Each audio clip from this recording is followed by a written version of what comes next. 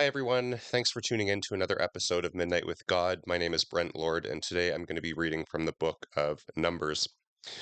As was the case with Genesis, Exodus, and Leviticus, I am still struggling with the cold, so I may butcher some words along the way in addition to my voice sounding raspy. I'm going to try my best. It's a video that is not going to be edited. It's pure raw. It's just going to be uploaded as is. So sit back and enjoy.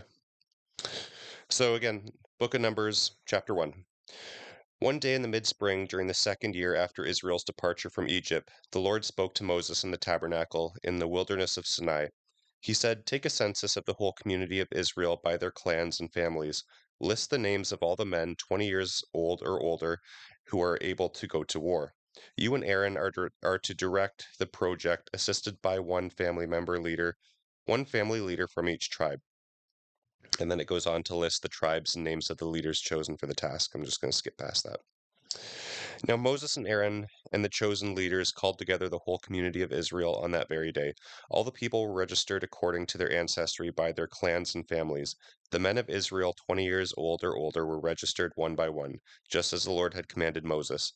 So Moses counted the people there in the wilderness of Sinai.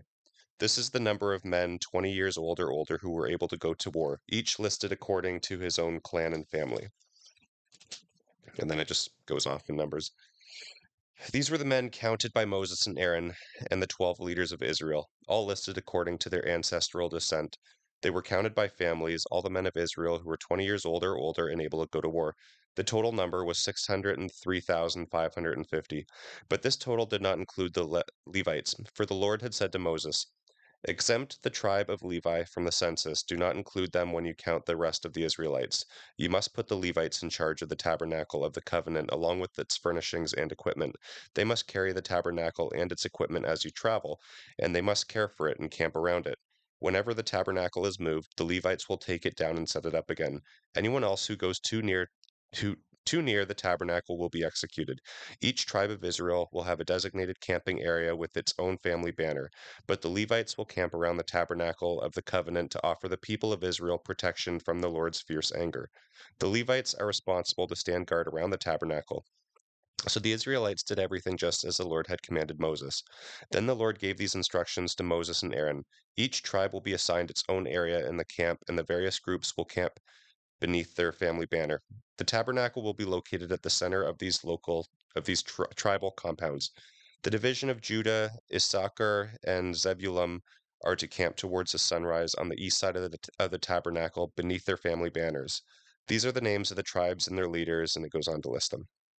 So the total of all the troops on Judah's side of the camp is 186,400.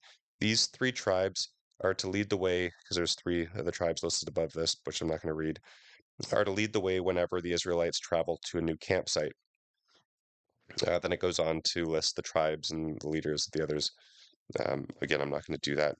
So the total of all the troops on Reuben's side of the camp is 151,450. These three tribes will be second in line whenever the Israelites travel. Then the Levites will set out from the middle of the camp with the tabernacle. Excuse me.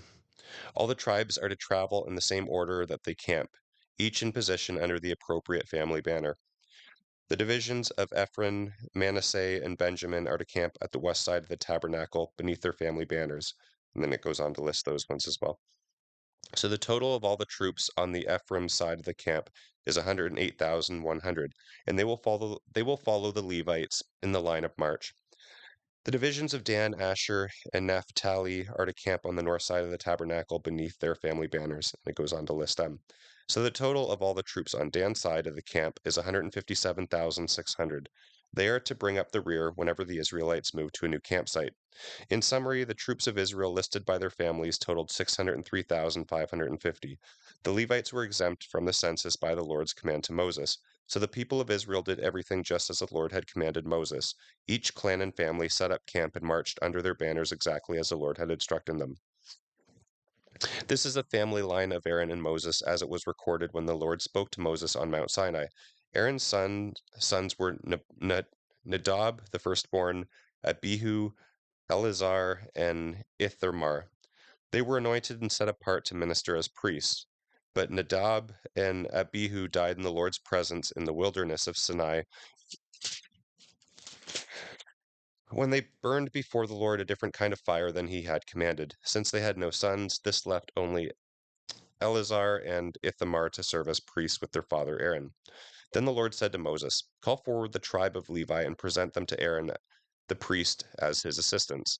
They will serve Aaron and the whole community, performing their sacred duties in and around the tabernacle. They will also maintain all the furnishings of the sacred area, serving in the tabernacle on behalf of the Israelites. Assign the Levites to Aaron and his sons as their assistants. Appoint Aaron and his sons to carry out the duties of the priesthood. Anyone else who comes too near the sanctuary must be executed." And the Lord said to Moses, "I have chosen the Levites from among the Israelites as substitutes for the firstborn sons of the people of Israel. The Levites are mine, because all the firstborn sons are mine. From the day I killed all the firstborn sons of the Egyptians, I set apart for myself all the firstborn in Israel of both men and animals. They are mine, I am the Lord." The Lord spoke again to Moses, there in the wilderness of Sinai. He said, "Take a census of the tribe of Levi by its family members and clans. Count every male who is 1 month old or older." So Moses counted them just as the Lord had commanded. Levi had 3 sons who were named Gershom, Kohath, and Merari. The clans descended from Gershom, who were named for 2 of his descendants, Libni and Shalaim. I'm definitely butchering that one. The clans descended from Kohath were named for 4 of his descendants, Amram, Izhar, Hebron, and Uziel. The clans descended from Merari were named for 2 of his descendants, Mali and Mushi. These were the Levite clans listed according to their family groups. The descendants of Gershom were composed of the clans descended from Libni and Shimli. There were 7,500 males, 1 month old or older, according to the Gershonite clan. They were assigned to the area of the west of the tabernacle for their camp. Their leader of the Gershonite clan was Elisaph, son of Lael. These 2 clans were responsible to care for the tent of the tabernacle with its layers of coverings, its entry curtains, the curtains of the courtyard that surrounded the tabernacle and altar, the curtain at the courtyard entrance, the cords, and all the equipment related to their use. The descendants of Kohath were composed of the clan descended from Amram, Izhar, Hebron, and Uziel. There were 8,600 males, 1 month old or older among the Kohathite clan. They were responsible for the care of the sanctuary. They were assigned the area south of the tabernacle for their camp. The leader of the Kohathite clan was Elisaphan, son of Ezel. These 4 clans were responsible for the care of the ark, the table, the lampstand, the altars, the various utensils used in the sanctuary, the inner curtain, and all the equipment related to their use. Eleazar the priest, Aaron's son, was the chief administrator over all the Levites, with special responsibility for the oversight of the sanctuary. The descendants of Merari were composed of the clans descended from Malhi and Mushi. There were 6,200 males, 1 month old or older, among the Merarite clans. They were assigned the area north of the tabernacle for their camp. The leader of the Merarite clan was Zeriel, son of Abihail. These 2 clans were responsible for the care of the frames supporting the tabernacle, the crossbars, the pillars, the bases, and all the equipment related to their use. They were also responsible for the posts of the courtyard and their bases, pegs, and cords. The area in front of the tabernacle in the east towards the sunrise was reserved for the tents of Moses and of Aaron and his sons, who had the final responsibility for the sanctuary on behalf of the people of Israel. Anyone other than a priest or Levite who came too near to the sanctuary was to be executed. So among the Levite clan counted by Moses and Aaron at the Lord's command, there were 22,000 males, 1 month old or older. Then the Lord said to Moses, "Now count all the firstborn sons in Israel who are 1 month old or older, and register each name. The Levites will be reserved for me as substitutes for the firstborn sons of Israel. I am the Lord. As the Levites' livestock are mine, as substitutes for the firstborn livestock of the whole nation of Israel." So Moses counted the firstborn sons of the people of Israel just as the Lord had commanded. The total number of firstborn sons who were 1 month old or older was 22,273. Now the Lord said to Moses, "Take the Levites in place of the firstborn sons of the people of Israel, and take the livestock of the Levites as substitutes for the firstborn livestock of the people of Israel. The Levites will be mine. I am the Lord. To redeem the 73 firstborn sons of Israel who were in excess of the number of Levites, collect 5 pieces of silver for each person, each piece weighing the same as the standard sanctuary shekel. Give the silver to Aaron and his sons as the redemption price for the extra firstborn sons. So Moses collected redemption money for the firstborn sons of Israel who exceeded the number of Levites. The silver collected on behalf of these firstborn sons of Israel came to about 34 pounds in weight. And Moses gave the redemption money to Aaron and his sons as the Lord had commanded. Then the Lord said to Moses and Aaron, "Take a census of the clans and family as of the Kohathite division of the Levite tribe. Count all the men between the ages of 30 and 50 who qualify to work at the tabernacle. The duties of the Kohathites at the tabernacle will relate to the most sacred objects. When the camp moves, Aaron and his sons must enter the tabernacle first to take down the inner curtain and cover the Ark of the Covenant with it. Then they must cover the inner curtain with fine goatskin leather, and the goatskin leather with a dark blue cloth. Finally, they must put the carrying poles of the ark in place. Next, they must spread a blue cloth over the table where the bread of the presence is displayed, and place the dishes, spoons, bowls, cups, and the special bread on the cloth. They must spread a scarlet cloth over that, and a covering a covering of fine goatskin leather on top of the scarlet cloth. Then they must insert the carrying poles into the table. Next, they must cover the lampstand with a dark blue cloth along with its lamps, lamp snuffers, trays, and special jars of olive oil. The lampstand with its utensils must then be covered with fine goatskin leather, and the bundle must be placed on a carrying frame.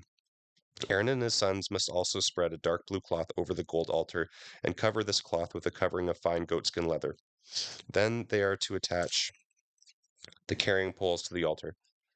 All the remaining utensils of the sanctuary must be wrapped in a dark blue cloth covered with fine goatskin leather and placed in the carrying frame. The ashes must be removed from the altar, and the altar must then be covered with a purple cloth. All the altar utensils, all the fire pans, the hooks, shovels, basins, and all the containers are to be placed on the cloth, and a covering of fine goatskin leather must be spread over them. Finally, the carrying poles must be put in place. When Aaron and his sons have finished covering the sanctuary and all of the sacred utensils, the Kohathites will come and carry these things to the next destination, but they must not touch the sacred objects, or they will die. So these are the objects of the tabernacle that the Kohites must carry.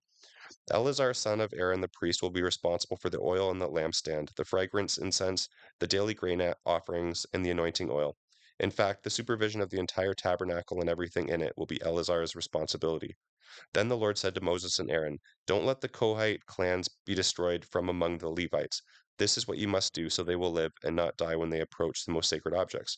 Aaron and his sons must always go in with them and assign a specific duty or load to each person. Otherwise, they must not approach the sanctuary and look at the sacred objects for even a moment, or they will die." And the Lord said to Moses, "Take a census of the clans and families of the Gershonite division of the tribe of Levi. Count all the men between the ages of 30 and 50 who are eligible to serve in the tabernacle. The duties of the Gershonites will be in the area of the general service and carrying loads. They must carry the curtains of the tabernacle itself with its coverings, the outer coverings of fine goatskin leather, and the curtain for the tabernacle entrance. They are also to carry the curtains for the courtyard walls that surround the tabernacle and altar, the curtain across the courtyard entrance, the necessary cords, and all the altar accessories. The Gershonites are responsible for transporting all of these items. Aaron and his sons will direct the Gershonites regarding their duties, whether it involves moving or doing other work. They must assign the Gershonites the loads they are to carry. So these are the duties assigned to the Gershonites. I think it's Gershonites at the tabernacle. They will be directly responsible to Ithamar, son of Aaron the priest. Now take a census of the clans and families of the Merite division of the Levite tribe. Count all the men between the ages of 30 and 50 who are eligible to work in the tabernacle. Their duties at the tabernacle will consist of carrying loads. They will be required to carry the frames of the tabernacle, the crossbars, the pillars, and the bases, the posts for the courtyard walls, and their bases, pegs, cords, accessories, and everything else related to their use. You must assign the various loads to each man by name. So these are the duties of the Merarites at the tabernacle. They are directly responsible to Ithamar, son of Aaron the priest. So Moses, Aaron, and the other leaders of the community counted the Kohath division by its clan and families. The count included all men between 30 and 50 years of age who were eligible for service at the tabernacle, and the total number came to 2,750. So this was the total number of all those from the Kohathite clans who were eligible to serve at the tabernacle. Moses and Aaron counted them just as the Lord had commanded through Moses. The Gershonite division was also counted by its clan and families. The count included all the men between 30 and 50 years of age who were eligible for service in the tabernacle, and the total number came to 2,630. So this was the total of all those from Gershonite clans who were eligible to serve in the tabernacle. Moses and Aaron counted them just as the Lord had commanded. The Merarite division was also counted by its clans and families. The count included all the men between 30 and 50 years of age who were eligible for service in the tabernacle, and the total number came to 3,200. So this was the total of all those from Merarite clans who were eligible for service.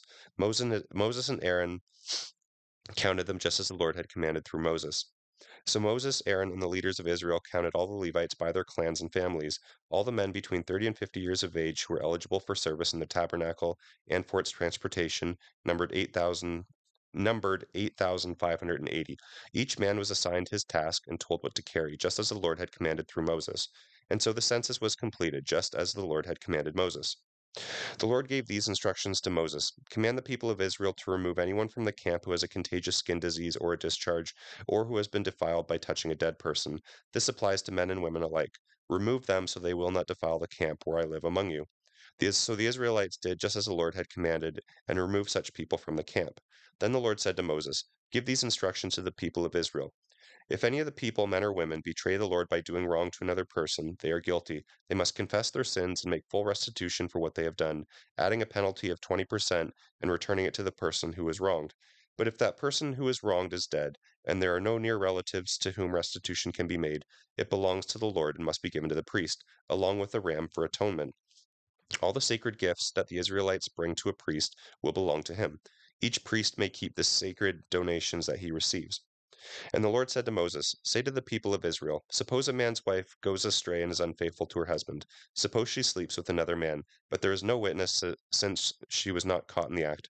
If her husband becomes jealous and suspicious of his wife, even if she has not defiled herself, then the husband must bring his wife to the priest with an offering of 2 quarts of barley flour to be presented on her behalf. Do not mix it with the olive oil or frankincense, for it is a jealousy offering, an offering of inquiry to find out if she is guilty. The priest must then present her before the Lord. He must take some holy water in a clay jar and mix it with dust from the tabernacle floor. When he has presented her before the Lord, he must unbind her hair and place the offering of the inquiry, the jealousy offering, in her hands to determine whether or not her husband's suspicions are justified. The priest will stand before her, holding the jar of bitter water that brings a curse to those who are guilty.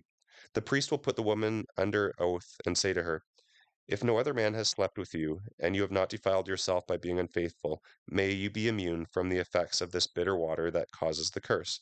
But if you have gone astray while under your husband's authority and defiled yourself by sleeping with another man, at this point the priest must put the woman under his under this oath. Then may the people see that the Lord's curse is upon you when he makes you infertile. Now may this water that brings the curse enter your body and make you infertile. And the woman will be required to say, Yes, let it be so. Then the priest will write these curses on a piece of leather and wash them off into the bitter water.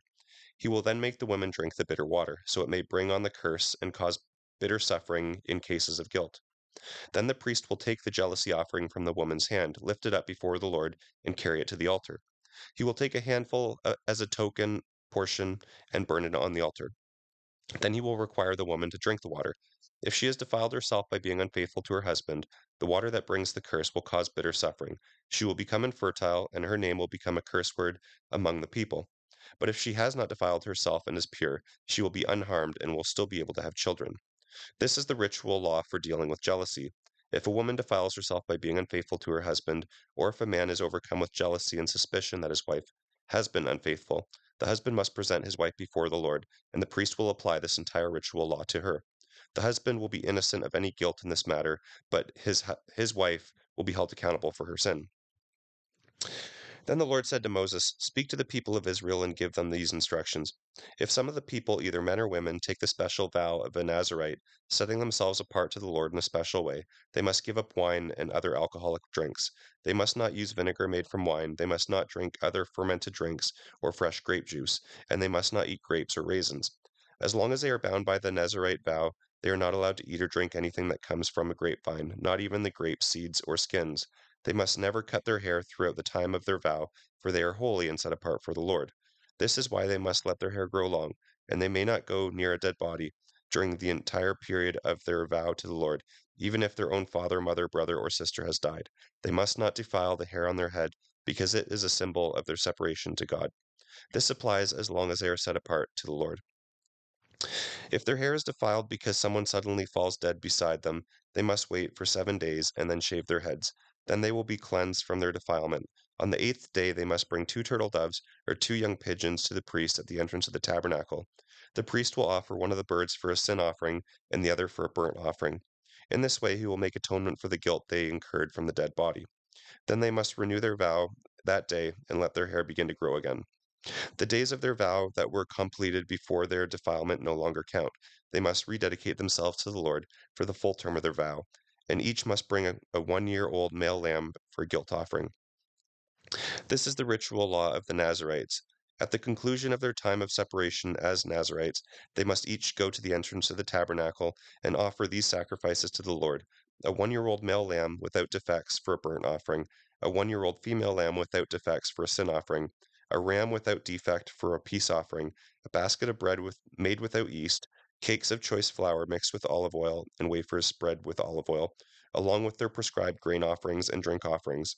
The priest will present these offerings before the Lord, first the sin offering and then the burnt offering, and then the ram for the peace offering, along with a basket of bread made without yeast. The priest must also make the prescribed grain offering and drink offering. Then the Nazarite will shave their hair at the entrance of the tabernacle and put it on the fire beneath the peace offering sacrifice. After each Nazarite's head had been shaved, the priest will take for each of them the boiled shoulder of the ram, 1 cake made without yeast, and 1 wafer made without yeast, and put them all into the Nazarite's hands. Then the priest will lift the gifts up before the Lord in a gesture of offering.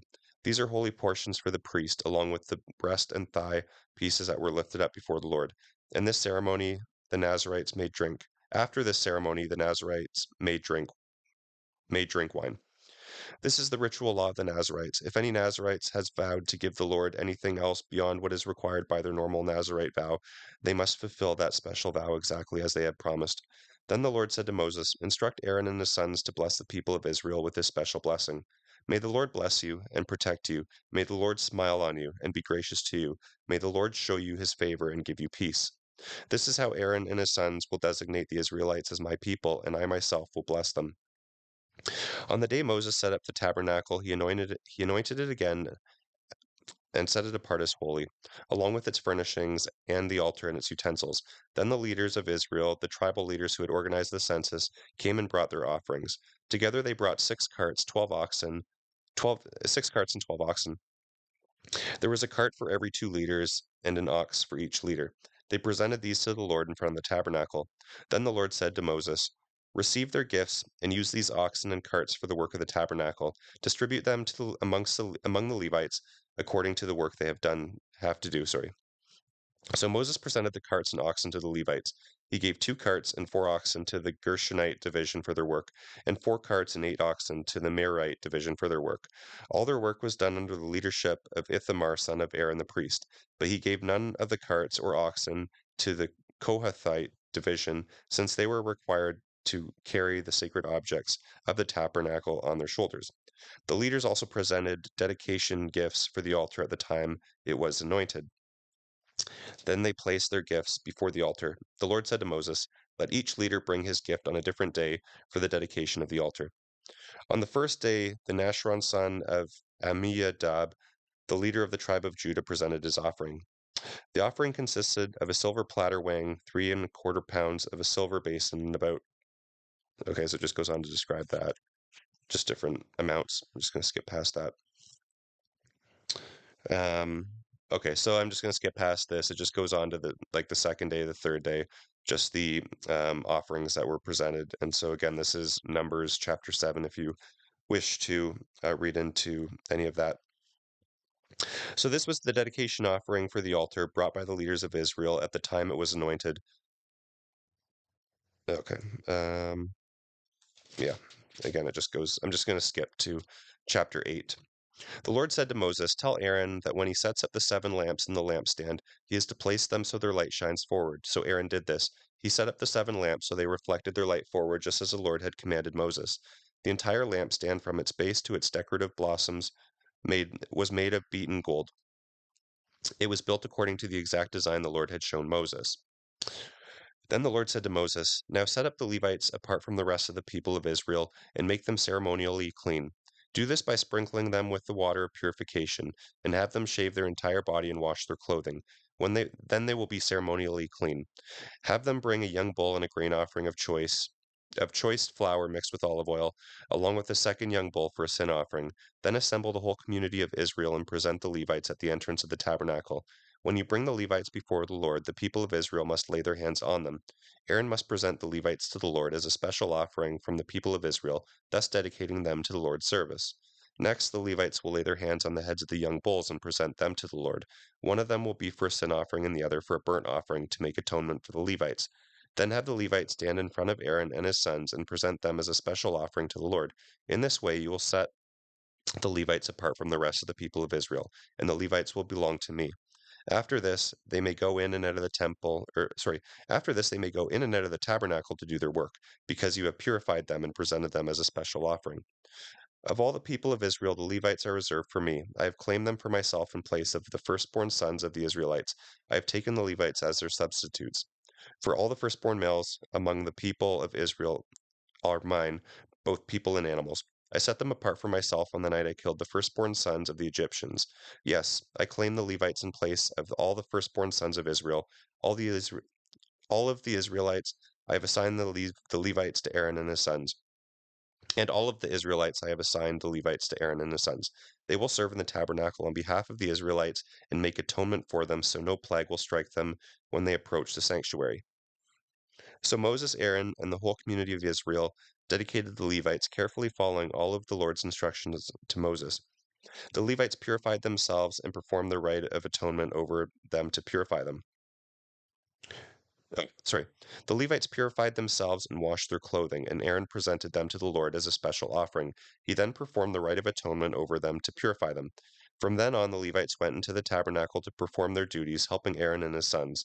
So they carried out all of the commands that the Lord had given Moses concerning the Levites. The Lord also instructed Moses, "This is the rule that the Levites must follow. They must begin serving in the tabernacle at the age of 25, and they must retire at the age of 50. After retirement, they may assist their fellow Levites by performing guard duty at the tabernacle, but they may not officiate in the service. This is how you will assign duties to the Levites." The Lord gave these instructions to Moses in early spring during the 2nd year after Israel's departure from Europe, while he and the rest of the Israelites were in the wilderness of Sinai.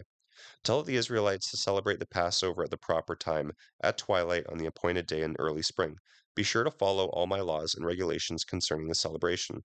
So Moses told the people to celebrate the Passover in the wilderness of Sinai at twilight, as twilight fell on the appointed day. And they celebrated the festival there, just as the Lord had commanded Moses. But some of the men had been ceremonially defiled by touching a dead person, so they could not offer their Passover lambs that day. So they came to Moses and Aaron that day and said, "We have become ceremonially unclean by touching a dead person. But why should we be excluded from presenting the Lord's offering at the proper time with the rest of the Israelites?" Moses answered, "Wait here until I have received instruction for you from the Lord." This was the Lord's reply: "Say to the Israelites, if any of the people now or in future generations are ceremonially unclean at Passover time because of touching a dead body, or if they are on a journey and cannot be present at the ceremony, they may still celebrate the Lord's Passover. They must offer Passover sacrifice 1 month later, at twilight, on the appointed day. They must eat the lamb at that time with bitter herbs and bread made without yeast. They must not leave any of the lamb until they must not leave any of the lamb until the next morning, and they must not break any of its bones. They must follow all the normal regulations concerning the Passover. But those who are ceremonially clean and not away on a trip, yet still refuse to celebrate the Passover at the regular time, will be cut off from the community of Israel for failing to present the Lord's offering at the proper time. They will suffer the consequences of their guilt. And if foreigners living among you want to celebrate the Passover to the Lord, they must follow these same laws and regulations. The same laws apply both to you and to the foreigners living among you. The tabernacle was set up, and on the day and on that day the cloud covered it. Then from evening until morning the cloud over the tabernacle appeared to be a pillar of fire. This was the regular pattern. At night the cloud changed to an appearance of fire. When the cloud lifted from over the sacred tent, the people of Israel followed it, and wherever the cloud settled, the people of Israel camped. In this way they traveled at the Lord's command and stopped wherever he told them to. Then they remained where they were as long as the cloud stayed over the tabernacle. If the cloud remained over the tabernacle for a long time, the Israelites stayed for a long time, just as the Lord had commanded. Sometimes the cloud would stay over the tabernacle for only a few days, so the people would stay for only a few days. Then at the Lord's command they would break camp. Sometimes the cloud stayed only overnight and moved on the next morning. But day or night, when the cloud lifted, the people broke camp and followed. Whether the cloud stayed above the tabernacle for 2 days, a month, or a year, the people of Israel stayed in the camp and did not move on. But as soon as it lifted, they broke camp and moved on. So they camped or traveled at the Lord's command, and they did whatever the Lord told them through Moses.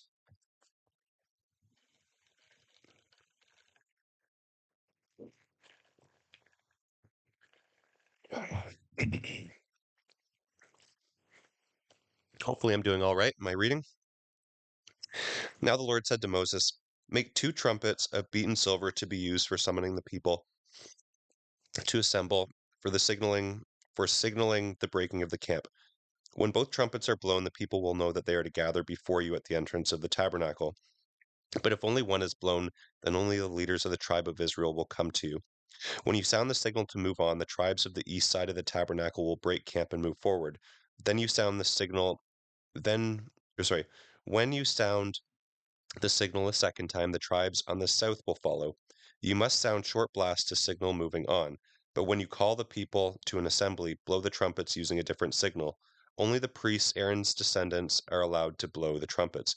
This is a permanent law to be followed from generation to generation. When you arrive in your own land and go to war against your enemies, you must sound the alarm with these trumpets, so the Lord your God will remember you and rescue you from your enemies. Blow the trumpets in times of gladness too, sounding them at your annual festivals and at the beginning of each month to rejoice over your burnt offerings and peace offerings. The trumpets will remind the Lord your God of his covenant with you. I am the Lord your God.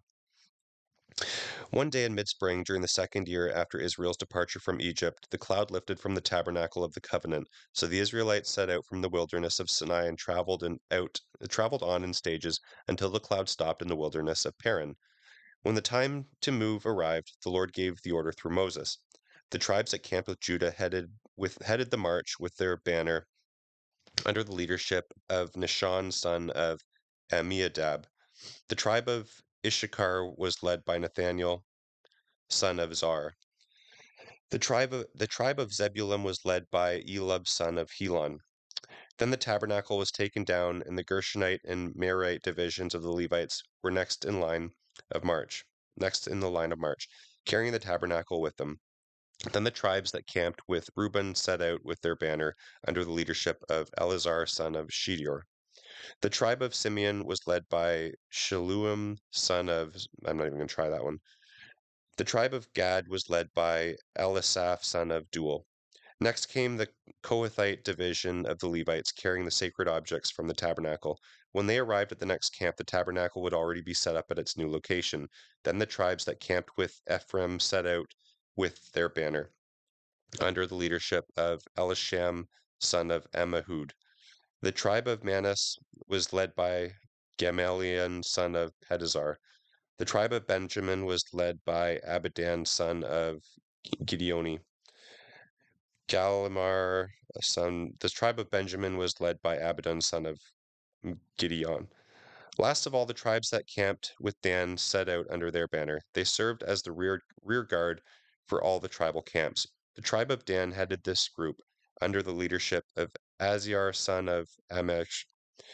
The tribe of Asher was led by Pagiel son of Okran. The tribe of Naphtali was led by Asherah son of Enan. This was the order in which the tribes marched, division by division. One day Moses said to his brother-in-law, Hobab, son of Reuel the Midianite, we are on our way to the promised land. Come with us, and we will treat you well, for the Lord has given wonderful promises to Israel. But Hobab replied, no, I will not go. I must return to my own land and family. Please don't leave us, Moses pleaded. You know the places in the wilderness where we should camp. Come, be our guide, and we will share with you all the good things that the Lord has done for us, that the Lord does for us. They marched for 3 days after leaving the mountain of the Lord, with the ark of the Lord's covenant moving ahead of them to show where they were to stop and rest. As they moved on each day, the cloud of the Lord hovered over them, and whenever the ark set out, Moses would cry, Arise, O Lord, and let your enemies be scattered, let them flee before you. And when the ark was set down, he would say, Return, O Lord, to the countless thousands of Israel. The people soon began to complain to the Lord about their hardship, and when the Lord heard them, his anger blazed against them. Fire from the Lord raged among them and destroyed the outskirts of the camp. The people screamed to Moses for help, and when they prayed to the Lord, the fire stopped. After that, the area was known as Taberah, the place of burning, because fire from the Lord had burned among them there. Then the foreign rabble who was traveling, then the foreign rabble who was traveling with the Israelites began to crave the good things of Egypt, and the people of Israel also began to complain. Oh, for some meat, they exclaimed. We remember all the fish we used to eat for free in Egypt, and we had all the cucumbers, melons, leeks, onions, and garlic that we wanted. But now our appetites are gone, and day after day we have nothing to eat but this manna. The manna looked like small coriander seeds, pale yellow in color. The people gathered it from the ground and made flour by grinding it with hand mills or pounding it in mortars. Then they boiled it in a pot and made it into flat cakes. These cakes tasted like they had been cooked in olive oil. The manna came down on the camp with the dew during the night. Moses heard all the families standing in front of their tents weeping, and the Lord became extremely angry. Moses was also very agitated, and Moses said to the Lord, Why are you treating me, your servant, so miserably? What did I do to deserve the burden of a people like this? Are they my children? Am I their father? Is that why you have told me to carry them in my arms, like a nurse carries a baby, to the land you swore to give their ancestors? Where am I supposed to get meat for all these people? They keep complaining and saying, Give us meat. I can't carry all these people by myself. The load is far too heavy. I'd rather you kill me than treat me like this. Please spare me this misery. Then the Lord said to Moses, Summon before me 70 of the leaders of Israel. Bring them to the tabernacle to stand there with you. I will come down and talk to you there. I will take some of the spirit that is upon you, and I will put the spirit upon them also. They will bear the burden of these people along with you, so you will not have to carry it alone. And tell the people to purify themselves, for tomorrow they will have meat to eat. Tell them, The Lord has heard your whining and complaints. If only we had meat to eat. Surely we would be better off in Egypt. Now the Lord will give you meat, and you will have it to eat. And it won't be for just a day or two, or for 5 or 10 or 20. You will eat it for a whole month until you gag and are sick of it. For you have rejected the Lord who is here among you, and you have complained to him, Why did we ever leave Egypt? But Moses said, There are 600,000 foot soldiers here with me, and yet you promised them meat for a whole month? Even if we butchered all of our flocks and herds, would that satisfy them? If we even caught all the fish in the sea, would that be enough? Then the Lord said to Moses, Is there any limit to my power? Now you will see whether or not my word comes true.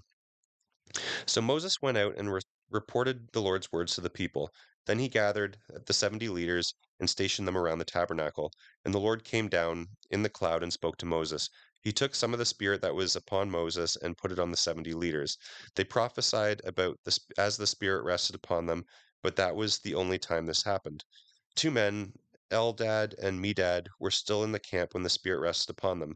They were listed among the leaders, but had gone out to the tabernacle, so they prophesied there in the camp. A young man ran and reported to Moses, Elad and Medad are prophesying in the camp. Joshua son of Nun, who had been Joshua son of Nun, who had been Moses' personal assistant since his youth, protested, Moses, my master, make them stop. But Moses replied, Are you jealous for my sake? I wish that all the people I wish that all of the Lord's people were prophets, and that the Lord would put his spirit upon them all. Then Moses returned to the camp with the other leaders of Israel. Now the Lord sent a wind that brought quail from the sea and let them fall into the camp and all around it. For many miles in every direction from the camp there were quail flying about 3 feet off the ground. So the people went out and caught quail all that day, and throughout the night, and all the next day too. No one gathered less than 50 bushels. They spread the quail out over the camp, but while they were still eating the meat, the anger of the Lord blazed against the people, and he caused a severe plague to break out among them.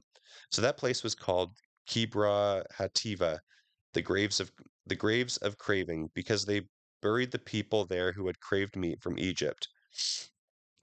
From there, the Israelites traveled to Hazeroth, where they stayed for some time. While they were at Hazeroth, Miriam and Aaron criticized Moses because he had married a Cushite woman.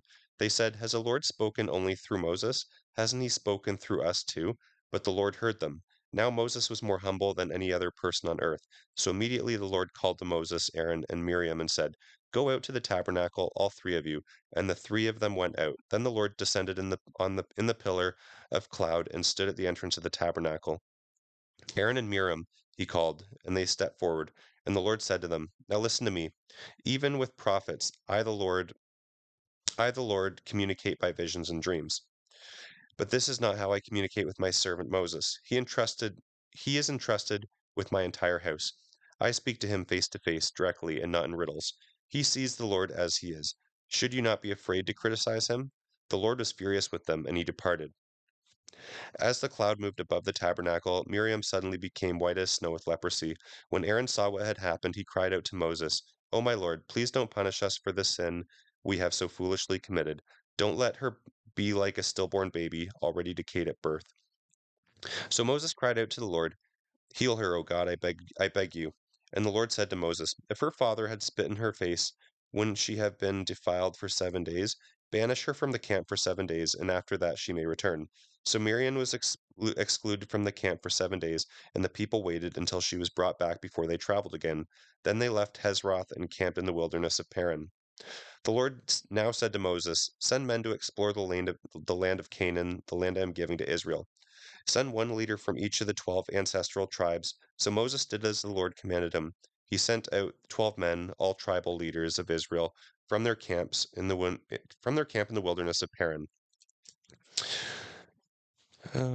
Moses gave the men these instructions as he sent them out to explore the land. "Go northward towards Negev into the hill country. See what the land is like and find out whether the people living there are strong or weak, few or many. What kind of land do they live in? Is it good or bad? Do their towns have walls or are they unprotected? How is the soil? Is it fertile or poor? Are there many trees? Enter this land boldly and bring back samples of the crops you see." So they went up and explored the land from the wilderness of Zin as far as Rehob, near Lebo Hamath. Going northward, they passed through the first Negev and arrived at Hebron, where Amin, Sheshi, and Talmai, all descendants of Anak, lived. When they came to what is now known as the Valley of Eshcol, they cut down a cluster of grapes so large that it took two of them to carry it on a pole between them. They also took samples of the pomegranate and figs. At the time, at the time, the Israelites renamed the valley Eshcol cluster because of the cluster of grapes they had cut there. After exploring the land for 40 days, the men returned to Moses, Aaron, and the people of Israel at Kadesh in the wilderness of Paran.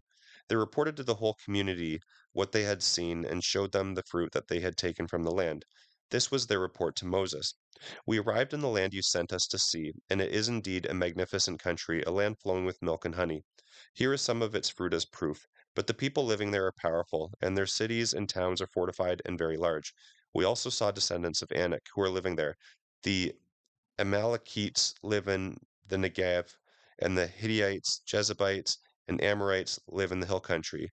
The Canaanites live along the coast of the Mediterranean Sea and along the Jordan Valley."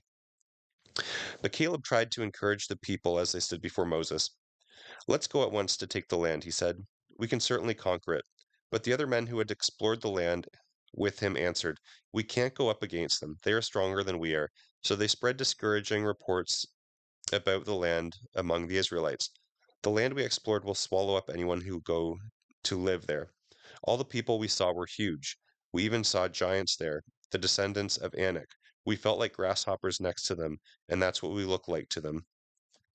Then all the people began weeping aloud, and they cried all night. Their voices rose in a great chorus of complaint against Moses and Aaron. "We wish we had died in Egypt, or even here in the wilderness," they wailed. "Why is the Lord taking us to this country only to have us die in battle? Our wives and little ones will be carried off as slaves. Let's get out of here and return to Egypt." Then they plotted amongst themselves, "Let's choose a leader and go back to Egypt." Then Moses and Aaron fell face down on the ground before the people of Israel. Two of the men who had explored the land, Joshua son of Nun and Caleb son of Jephunneh tore their clothing. They said to the community of Israel, "The land we explored is a wonderful land, and if the Lord is pleased with us, he will bring us safely into that land and give it to us.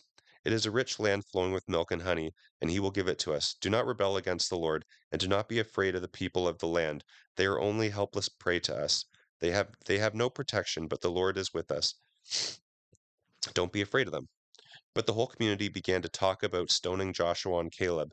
Then the glorious presence of the Lord appeared to all the Israelites from above the tabernacle, and the Lord said to Moses, "How long will all of these people reject me? Will they never believe me, even after all the miraculous signs I have done among them?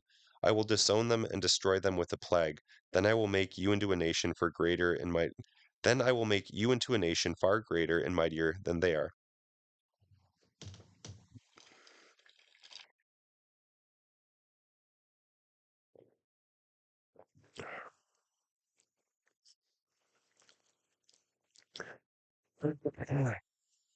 But what will the Egyptians think when they hear about it? Moses pleaded with the Lord. They know full well the power you displayed in rescuing these people from Egypt. They will tell this to the inhabitants of the land, who are well aware that you are with this people. They know, Lord, that you have appeared in full view of your people in the pillar of the cloud that hovers over them. They know that you go before them in the pillar of cloud by day and the pillar of fire by night. Now, if you slaughter all these people, the nations that have heard of your fame will say, "The Lord was not able to bring them into the land he swore to give them, so he killed them in the wilderness." Please, Lord, prove that your power is as great as you have claimed it to be. For you said, "The Lord is slow to anger and rich in unfailing love, forgiving every kind of sin and rebellion." Even so, he does not leave sin unpunished, but he punishes the children for the sins of their parents to the third and fourth generations. Please pardon the sins of these people because of your magnificent, unfailing love, just as you have forgiven them ever since they left Egypt. Then the Lord said, "I will pardon them as you have requested, but as surely as I live, and as surely as the earth is filled with the Lord's glory, not one of these people will ever enter that land. They have seen my glorious presence and the miraculous signs I have performed both in Egypt and in the wilderness, but again and again they tested me by refusing to listen. They will never even see the land I swore to give their ancestors. None of those who have treated me with contempt will enter it, but my servant Caleb is different from the others. He has remained loyal to me, and I will bring him into the land he explored. His descendants will receive their full share of that land. Now turn around and don't go on toward the land where the Amalekites and Canaanites live. Tomorrow you must set out for the wilderness in the direction of the Red Sea." Then the Lord said to Moses and Aaron, "How long will this wicked nation complain about me? I have heard everything the Israelites have been saying. Now tell them this: As surely as I live, I will do to you the very things I have heard you say. I, the Lord, have spoken. You will all die here in the wilderness because you complained against me. None of you who are 20 years old or older and were counted in the census will enter the land I swore to give you. The only exception will be Caleb, son of Jephunneh, and Joshua, son of Nun. You said your children would be taken captive. Well, I will bring them safely into the land, and they will enjoy what you have despised. But as for you, your dead bodies will fall into this wilderness, and your children will be like shepherds wandering in the wilderness 40 years. In this way they will pay for your faithlessness until the last of you lies dead in the wilderness. Because the men who explored the land were there for 40 days, you must wander in the wilderness for 40 years, a year for each day, suffering the consequences of your sins. You will discover what it is like to have me for an enemy. I, the Lord, have spoken. I will do these things to every member of the community who has conspired against me. They will all die here in the wilderness. Then the 10 scouts who had incited the rebellion against the Lord by spreading discouraging reports about the land were struck dead with the plague before the Lord. On the 12 who had explored the land, only Joshua and Caleb remained alive. When Moses reported the Lord's words to the Israelites, there was much sorrow among the people. So they got up early the next morning and set out for the hill country of Canaan. "Let's go," they said. "We realize we have sinned, but now we are ready to enter the land that the Lord has promised us." But Moses said, "Why are you now disobeying the Lord's order to return to the wilderness? It won't work. Do not go into the land now. You will only be crushed by your enemies because the Lord is not with you. When you face the Amalekites and Canaanites in battle, you will be slaughtered. The Lord will abandon you because you have abandoned the Lord."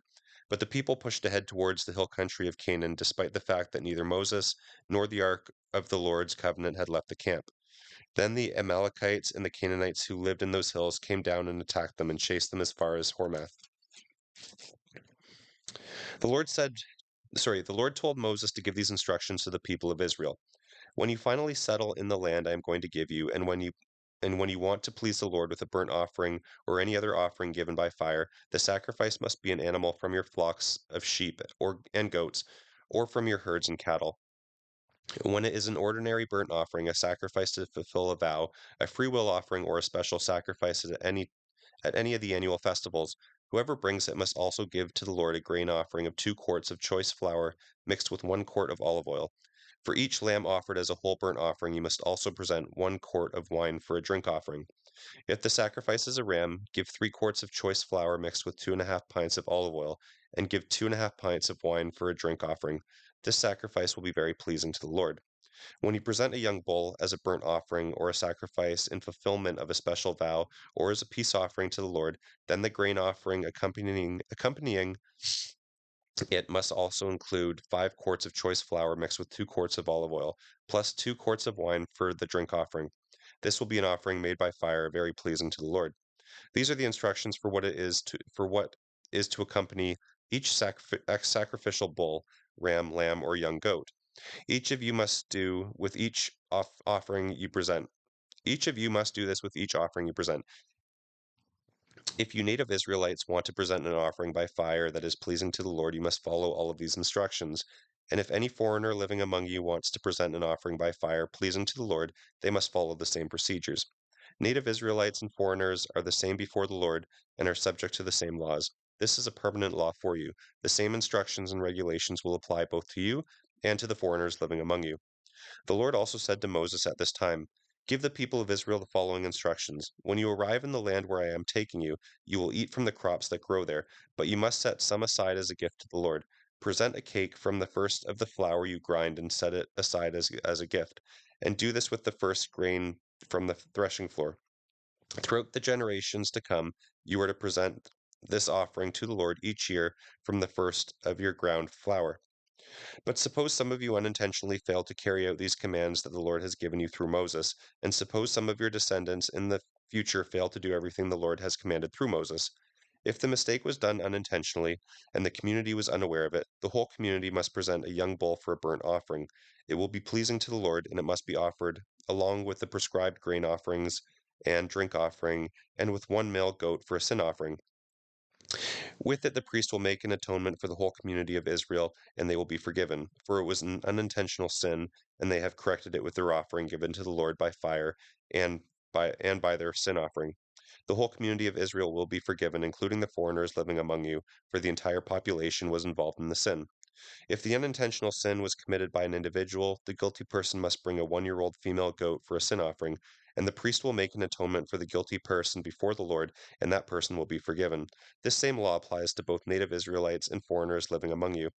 But those who brazenly violate the Lord's will, whether native Israelites or foreigners, blaspheme the Lord, then they must be cut off from the community. Since they have treated the Lord's word with contempt and deliberately disobeyed his commands, they must be completely cut off and suffer the consequences of their guilt. One day the people of Israel were in the wilderness. They caught a man gathering wood on the Sabbath day. He was apprehended and taken before Moses, Aaron, and the rest of the community. They held him in custody because they did not know what to do with him. Then the Lord said to Moses, The man must be put to death. The whole community must stone him outside of the camp. So the whole community took the man outside of the camp and stoned him to death, just as the Lord had commanded Moses. And the Lord said to Moses, Say to the people of Israel, Throughout the generations to come, you must make tassels for the hems of your clothing and attach the tassels at each corner with a blue cord. The tassels will remind you of the commandments of the Lord, and that you are to obey his commands instead of following your own desires and going your own ways as you are prone to do. The tassels will help you remember that you must obey all of my commands and be holy to your God. I am the Lord your God who brought you out of the land of Egypt, that I might be your God. I am the Lord your God. One day, Korah, son of Izhar, a descendant of Kohath, son of Levi, conspired with Dathan and Abiram, the son of Elab, and On, son of Peleth, from the tribe of Reuben. They incited a rebellion against Moses, involving 250 other prominent leaders, all members of the assembly. They went to Moses and Aaron and said, "You have gone too far. Everyone in Israel has been set apart by the Lord, and he is with all of us. What right do you have to act as though you are greater than anyone else among all of these people of the Lord?" When Moses heard what they were saying, he threw himself down with his face to the ground. Then he said to Korah and his followers, "Tomorrow morning the Lord will show us who belongs to him and who is holy. The Lord will allow those who are chosen to enter his holy presence. You, Korah, and all of your followers must do this. Take incense burners and burn incense in them tomorrow before the Lord. Then he will see whom the Lord chooses chooses as his holy one. You Levites are the ones who have gone too far." Then Moses spoke again to Korah. "Now listen, you Levites, does it seem a small thing to you that the God of Israel has chosen you from among all the people of Israel to be near to him as you serve in the Lord's tabernacle and to stand before the people to minister to them? He has given this special ministry only to you and your fellow Levites, but now you are demanding the priesthood as well. The only the only sorry, the one you are really revolting against is the Lord. And who is Aaron that you are complaining about him?" Then Moses summoned Dathan and Abiram, sons of Elob, but they replied, "We refuse to come. Isn't it enough that you brought us out of Egypt, a land flowing with milk and honey, to kill us here in the wilderness, and that you now treat us like your subjects? What's more, you haven't brought us into the land flowing with milk and honey, or given us an inheritance of fields and vineyards. Are you trying to fool us? We will not come." Then Moses became very angry and said to the Lord, "Do not accept their offerings. I have not taken so much as a donkey from them, and I have never hurt a single one of them." And Moses said to Korah, "Come here tomorrow and present yourself before the Lord with all of your followers. Aaron will be here also. Be sure that each of you be sure that each of your 250 followers brings an incense burner with incense on it, so you can present them before the Lord. Aaron will also bring his incense burner." So these men came with their incense burners, placed burning coals and incense on them, and stood at the entrance of the tabernacle with Moses and Aaron. Meanwhile, Korah had stirred up the entire community against Moses and Aaron, and they all assembled at the tabernacle entrance. Then the glorious presence of the Lord appeared before the whole community, and the Lord said to Moses and Aaron, "Get away from these people, so that I may instantly destroy them." But Moses and Aaron fell face down on the ground. O God, and source of all life," they replied, "must you be angry with all the people when only one man sins?" And the Lord said to Moses, "Then tell all these people to get away from the tents of Korah, Dathan, and Abiram." So Moses got up and rushed over to the tents of Dathan and Abiram, followed closely by the Israelite leaders. "Quick," he told the people, "get away from the tents of these wicked men and don't touch anything that belongs to them. If you do, you will be destroyed for their sins." So all the people stood back from the tents of Korah, Dathan, and Abiram. Then Dathan, Abiram then Dathram and Abiram came out and stood at the entrances of their tents with their wives and children and little ones.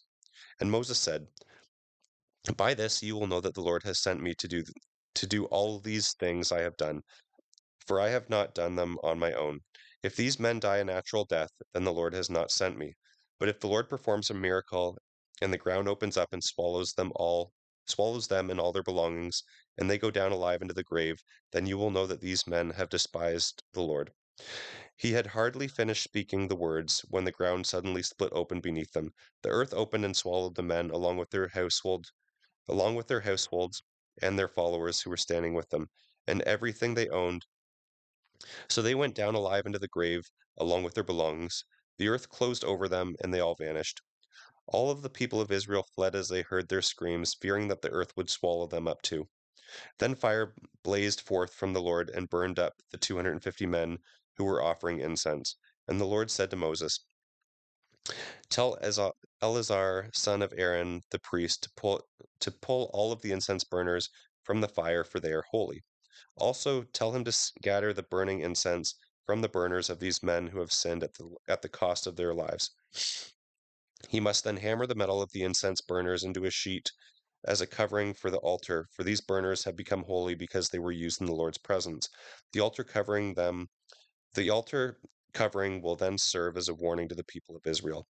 So Eleazar the priest collected 250 bronze incense burners that had been used by the men who died in the fire, and they were hammered out in a sheet of metal to cover the altar.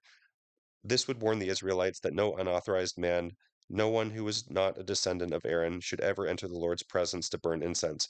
If anyone did, the same thing would happen to him as happened to Korah and his followers. Thus the Lord's instructions to Moses were carried out. But the very next morning the whole community began muttering again against Moses and Aaron, saying, "You have killed the Lord's people. You too have killed the Lord's people." As the people gathered to protest Moses and Aaron, they turned towards the tabernacle and saw that the cloud had covered it, and the glorious presence of the Lord appeared. Moses and Aaron came and stood at the entrance of the tabernacle, and the Lord said to Moses, "Get away from these people, so that I can instantly destroy them." But Moses and Aaron fell face down on the ground, and Moses said to Aaron, "Quick, take an incense burner and place burning coals on it from the altar. Lay incense on it and carry it quickly among the people to make an atonement for them. The Lord's anger is blazing against them. The plague has already begun."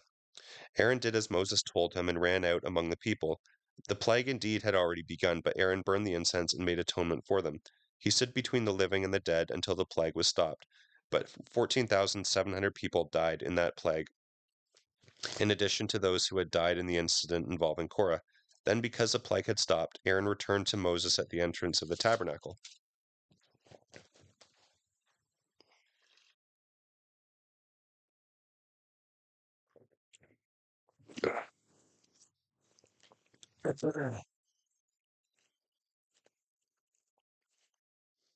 Then the Lord said to Moses, "Take 12 wooden staffs, one from each of Israel's tribes, and inscribe each tribal leader's name on his staff. Inscribe Aaron's name on the staff of the tribe of Levi, for there must be one staff for the leader of each ancestral tribe. Put these staffs in the tabernacle in front of the ark of the covenant, where I will meet you. Buds will sprout on the staff belonging to the man I choose. Then I will finally put an end to this murmuring and complaining against you." So Moses gave these instructions to the people of Israel, and each of the 12 tribal leaders, including Aaron, brought Moses a staff. Moses put the staffs in the Lord's presence in the tabernacle and the covenant. When he went into the tabernacle of the covenant the next day, he found that Aaron's staff, representing the tribe of Levi, had sprouted, blossomed, and produced almonds. When Moses brought all the staffs out from the Lord's presence, he showed them to the people. Each man claimed his own staff. And the Lord said to Moses, "Place Aaron's staff permanently before the Ark of the Covenant as a warning to rebels. This should put an end to their complaints against me and prevent any further deaths." So Moses did as the Lord commanded him. Then the people of Israel said to Moses, "We are as good as dead. We are ruined. Everyone who comes close to the tabernacle of the Lord dies. We are all doomed."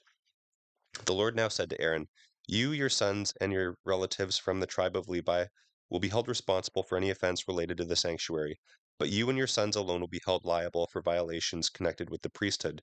Bring your relatives of the tribe of Levi to assist you and your sons as you perform the sacred duties in front of the tabernacle of the covenant. But as the Levites go about their duties under your supervision, they must be careful not to touch any of the sacred objects or the altar. If they do, both you and they will die. The Levites must join with you to fulfill their responsibilities for the care and maintenance of the tabernacle, but no one who is not a Levite may officiate with you.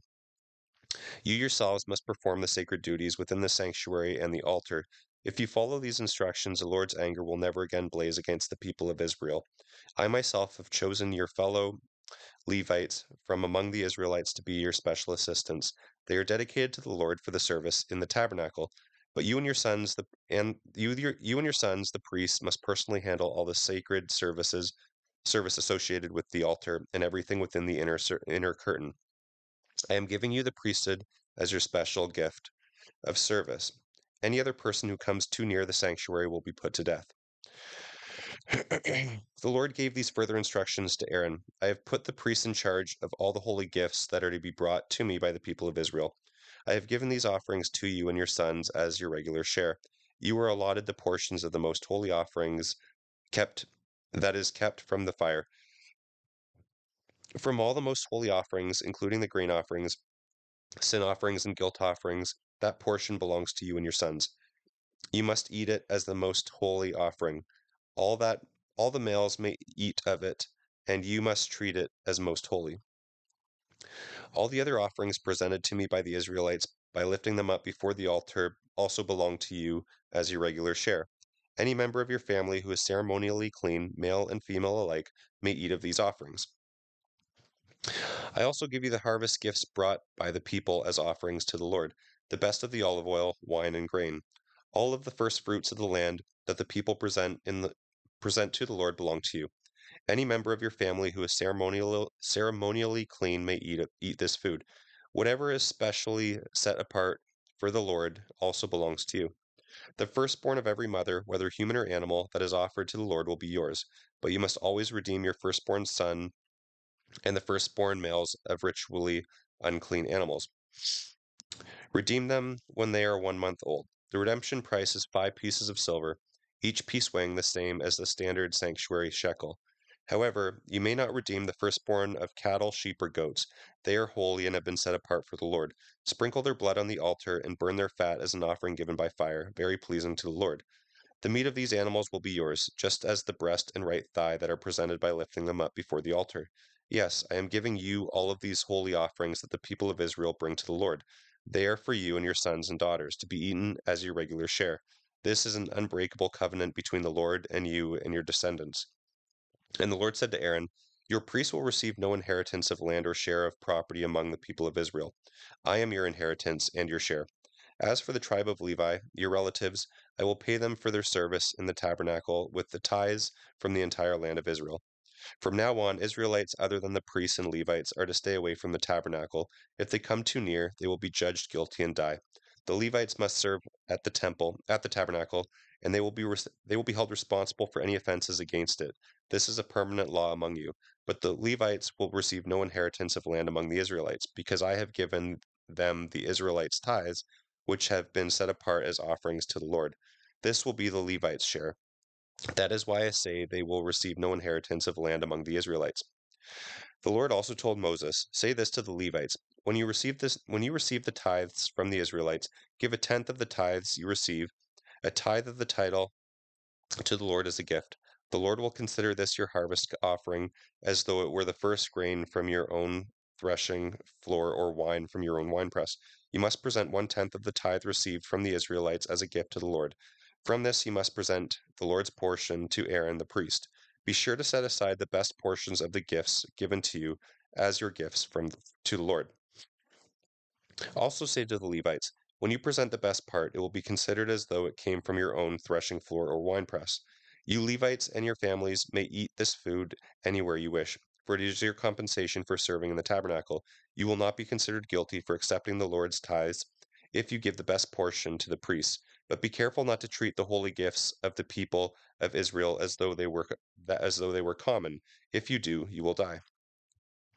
The Lord said to Moses and Aaron, here is another ritual law required by the Lord. Tell the people of Israel to bring you a red heifer that has no physical defects and has never been yoked to a plow. Give it to Eleazar the priest, and it will be taken outside of the camp and slaughtered in his presence. Eleazar will take some of its blood on his finger and sprinkle it 7 times towards the front of the tabernacle. As Eleazar watches, the heifer must be burned, its hide, meat, blood, and dung.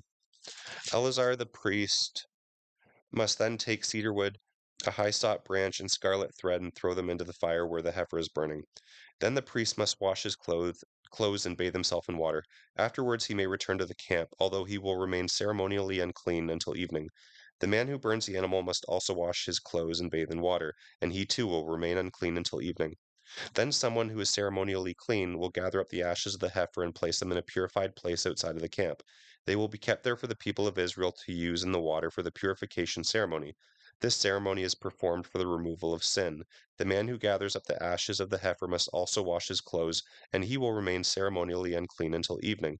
This is a permanent law for the people of Israel and any foreigners who live among them. All those who touch a dead human body will be ceremonially unclean for 7 days. They must purify themselves on the third and seventh day with water of purification. Then they will be purified. But if they do not do this on the third and seventh day, they will continue to be unclean even after the seventh day.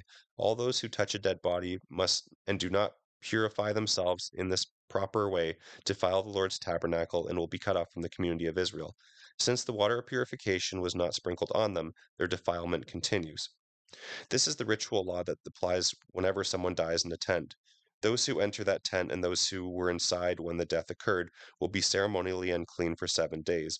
Any container in that tent that was not covered with a lid is also defiled. And if someone outside touches the corpse of someone who was killed with a sword, or who died a natural death, or if someone touches a human bone or a grave, that person will be unclean for 7 days. To remove the defilement, put some of the ashes from the burnt purification offering in a jar and pour fresh water over them. Then someone who is ceremonially clean may take a hyssop branch and dip it into the water. That person must sprinkle the water over the tent, on all the furnishings in the tent, and on anyone who is in the tent, or anyone who has touched a human bone, or has touched a person who was killed, or who died naturally, or has touched a grave. On the third and seventh day, on the third and seventh days of the ceremonially clean person on the third and seventh days, the ceremonially clean person must sprinkle the water on those who are unclean.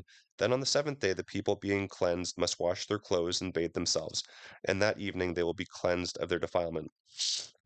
But those who become defiled and do not purify themselves will be cut off from the community, for they have defiled the sanctuary of the Lord. Since the water of purification has not been sprinkled on them, they remain defiled. This is a permanent law. Those who sprinkle the water of purification must afterwards wash their clothes, and anyone who touches the water of purification will remain defiled until evening. Anything and anyone that a defiled person touches will be ceremonially defiled until evening. In early spring, the people of Israel arrived in the wilderness of Zin and camped at Kadesh. While they were there, Miriam died and was buried. There was no water for the people to drink at that place, so they rebelled against Moses and Aaron. The people blamed Moses and said, "We wish we had died in the Lord's presence with our brothers. Did you bring the Lord's people into this wilderness to die, along with their livestock? Why did you make us leave Egypt and bring us here to this terrible place? This land has no grain, figs, grapes, or pomegranate, and there is no water to drink." Moses and Aaron turned away from the people and went to the entrance of the tabernacle, where they fell face down on the ground. Then the glorious presence of the Lord appeared to them. And the Lord said to Moses, "You and Aaron must take the staff and assemble the entire community. As the people watch, command the rock over there to pour out its water, and you will get enough water from the rock to satisfy all of the people and their livestock." So Moses did as he was told. He took the staff from the place where it was kept before the Lord. Then he and Aaron summoned the people to come and gather at the rock. "Listen, you rebels," he shouted. "Must we bring you water from this rock?" Then Moses raised his hand and struck the rock twice with his staff, and water gushed out. So all the people and their livestock drank their fill. But the Lord said to Moses and Aaron, "Because you did not trust me enough to demonstrate my holiness to the people of Israel, you will not lead them into the land I am giving them."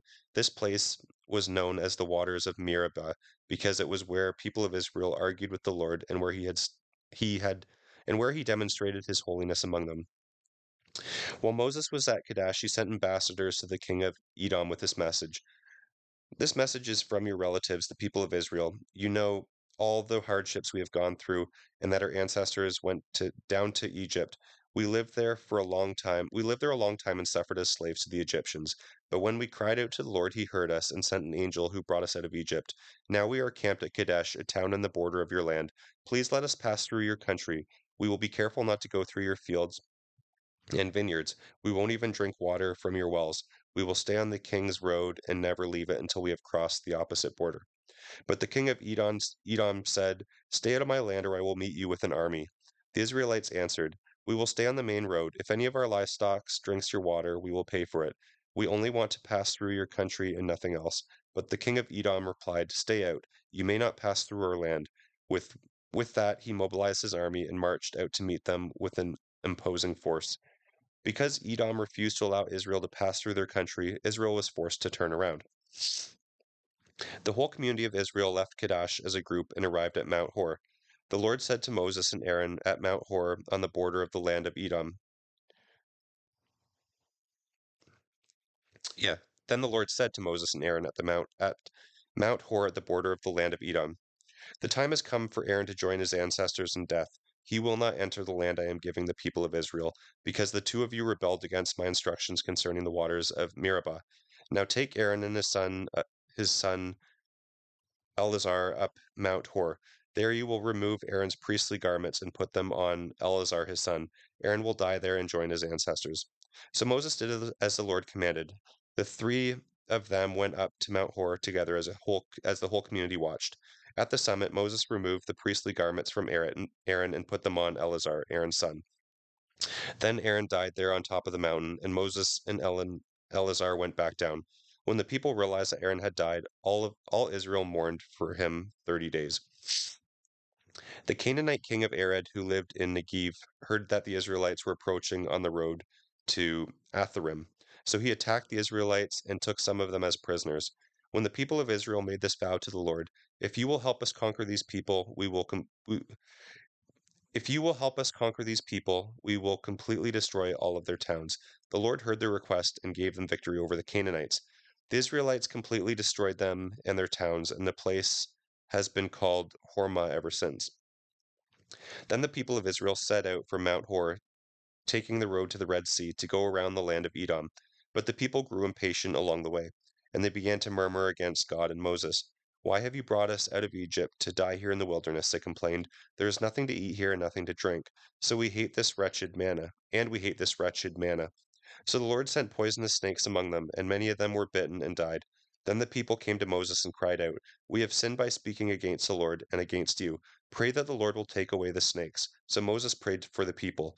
Then the Lord told him, Make a replica of a poisonous snake and attach it to the top of a pole. Those who are bitten will live if they simply look at it. So Moses made a snake out of bronze and attached it to the top of a pole. Whenever those who were bitten looked at the bronze snake, they recovered.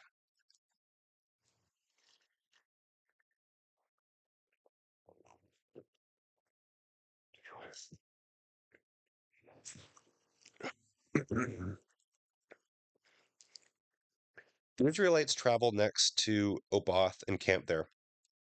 Then they went to Iabarim in the wilderness of the eastern border of Moab. From there they traveled to the valley of Zered Brook and set up camp. Then they moved to the far side of the Arnum River in the wilderness adjacent to the territory of the Amorites. The Arnon is the boundary line between the Moabites and the Amorites. For this reason, the book of the wars of the Lord speaks of the town of Wahib in the area of Supra and the Ravens. Okay. From there, the Israelites traveled to Beer, which is the well where the Lord said to Moses, Assemble the people, and I will give them water. There the Israelites sang the song, Spring up, O well, yes, sing about it. Sing of this well which princes dug, which great leaders hollowed out with their scepters and staffs. Then the Israelites left the wilderness and proceeded on through Matana, Nahali, and Bamoth. Then they went to then they went to the valley of Moab, where Pisgah Peak overlooks the wasteland. The Israelites now sent ambassadors to King Sihon of the Amorites with this message: Let us travel through your land. We will stay on the king's road until we have crossed your territory. We will not trample your fields or touch your vineyards or drink your well water. But King Sihon refused to let them cross his land. Instead, he mobilized his entire army and attacked Israel in the wilderness, engaging them in battle at Jahaz. But the Israelites slaughtered them and occupied their land from the Arnon River to the Jabbok River. They went only as far as the Ammonite border because the boundary of the Ammonites was fortified. So Israel captured all the towns of the Amorites and settled in them, including the city of Heshbon and its surrounding villages. Heshbon had been the capital of King Sihon of the Amorites. He had conquered a former Moabite king and seized all of his land as far as the Arnon River. For this reason, the ancient poets wrote about him. Come to Heshbon, city of Sion, may it be restored and rebuilt. A fire flamed forth from Heshbon, a blaze from the city of Shihon. It burned the city of Ar in Moab. It destroyed the rulers of Arnon Heights. Your destruction is certain, O people of Moab. You are finished, O worshippers of Shemosh. Shemosh has left his sons as refugees and his daughters as captives of Shihon, the Amorite king. We have utterly destroyed them, all the way from Heshbon to Dibon. We have completely wiped them out, as far as Nopah and Medeba. So the people of Israel occupied the territory of the Amorites. After Moses sent men to explore the Jazer area, they captured all of the towns in the region and drove out the Amorites who lived there. Then they turned and marched towards Bashan, but King Og of Bashan and all his people attacked them at Edrol. The Lord said to Moses, Do not be afraid of him, for I have given you victory over Og and his entire army, giving you all of his land.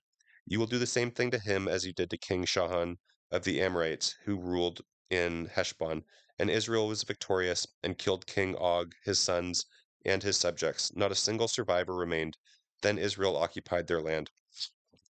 Then the people of Israel traveled to the plains of Moab and camped out on the Jordan River across from Jericho. Balak, son of Zippor, the Moabite king, knew what the Israelites had done to the Amorites. And when they saw how many Israelites there were, he and his people were terrified.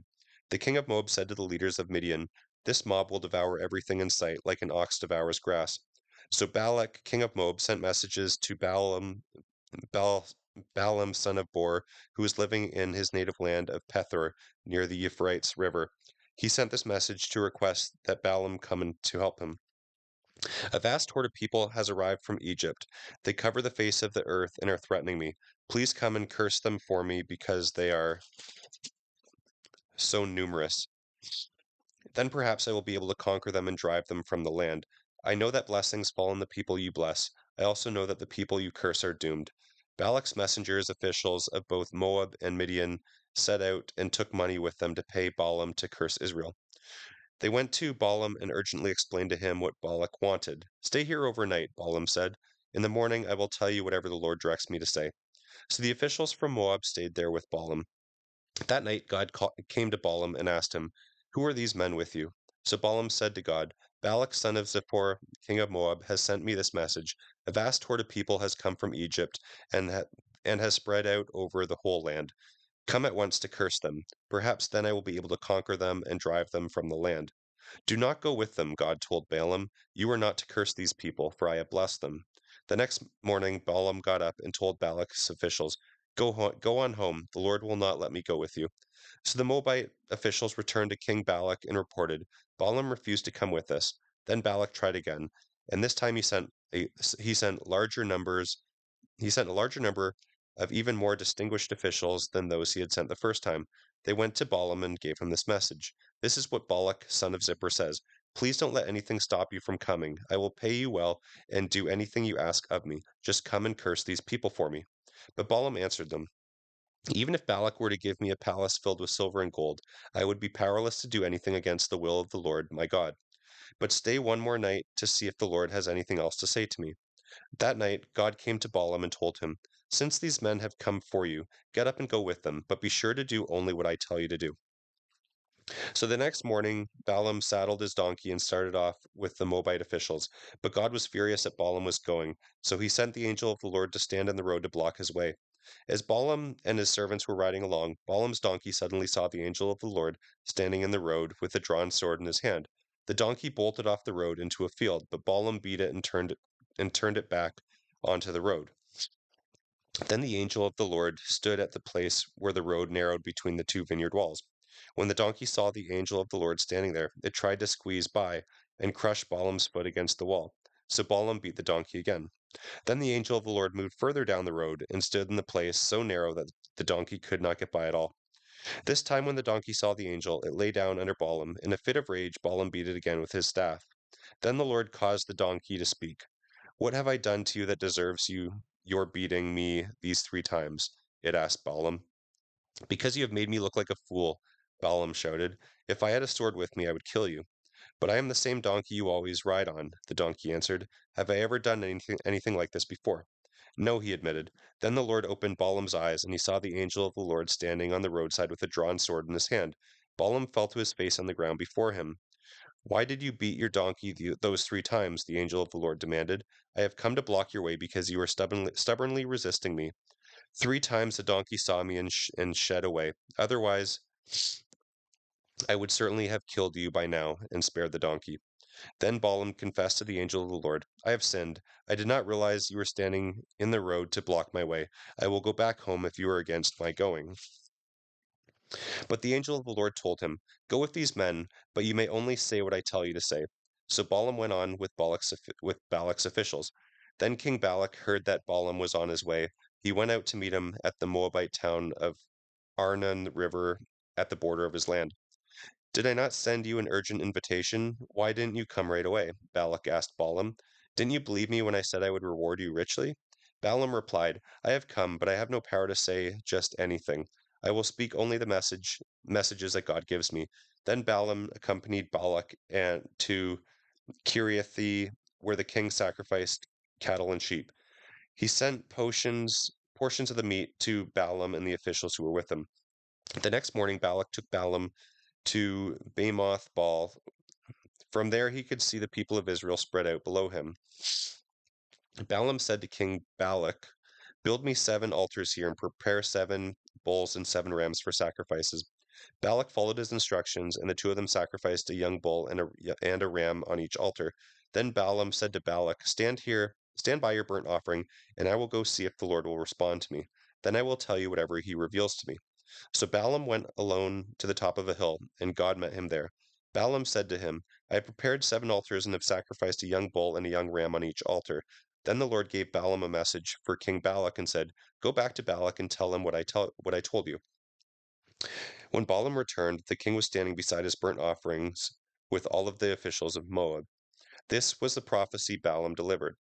Balak summoned me to come from Aram. The king of Moab brought me from the eastern hills.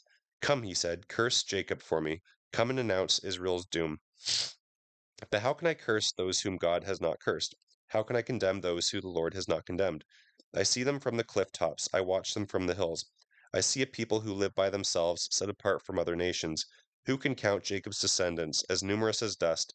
Who can count even a fourth of Israel's people? Let me die like the righteous. Let my life end like theirs. Then King Balak demanded Balaam, "What have you done to me? I brought you to curse my enemies. Instead, you have blessed them." But Balaam replied, "Can I say anything except what the Lord tells me?" Then King Balak told him, "Come with me to another place. Then you will see only a portion of the nation of Israel. Curse at least that many." So Balak took Balaam to the place of Zoprim on Pikesh Peak. He built 7 altars and offered a young bull and ram on each altar. Then Balaam said to the king, "Stand here by your burnt offerings while I go to meet the Lord." So the Lord met Balaam and gave him this message. He said, "Go back and tell Balak this message." So Balaam returned to the place where the king and the officials of Moab were standing beside Balak's burnt offerings. "What did the Lord say?" Balak asked eagerly. This was the prophecy Balaam delivered. "Rise up, Balak, and listen. Hear me, son of Zippor. God is not a man that he should lie. He is not a human that he should change his mind.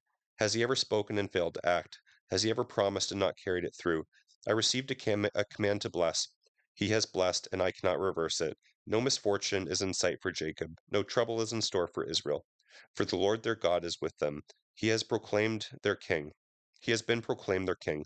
God has brought them out of Egypt. He is like a strong ox for them. No curse can touch Jacob. No sorcery has any power against Israel. For now it will be said of Jacob, whatever wonders God has done for Israel. These people rise up like a lioness, like a majestic lion they stand.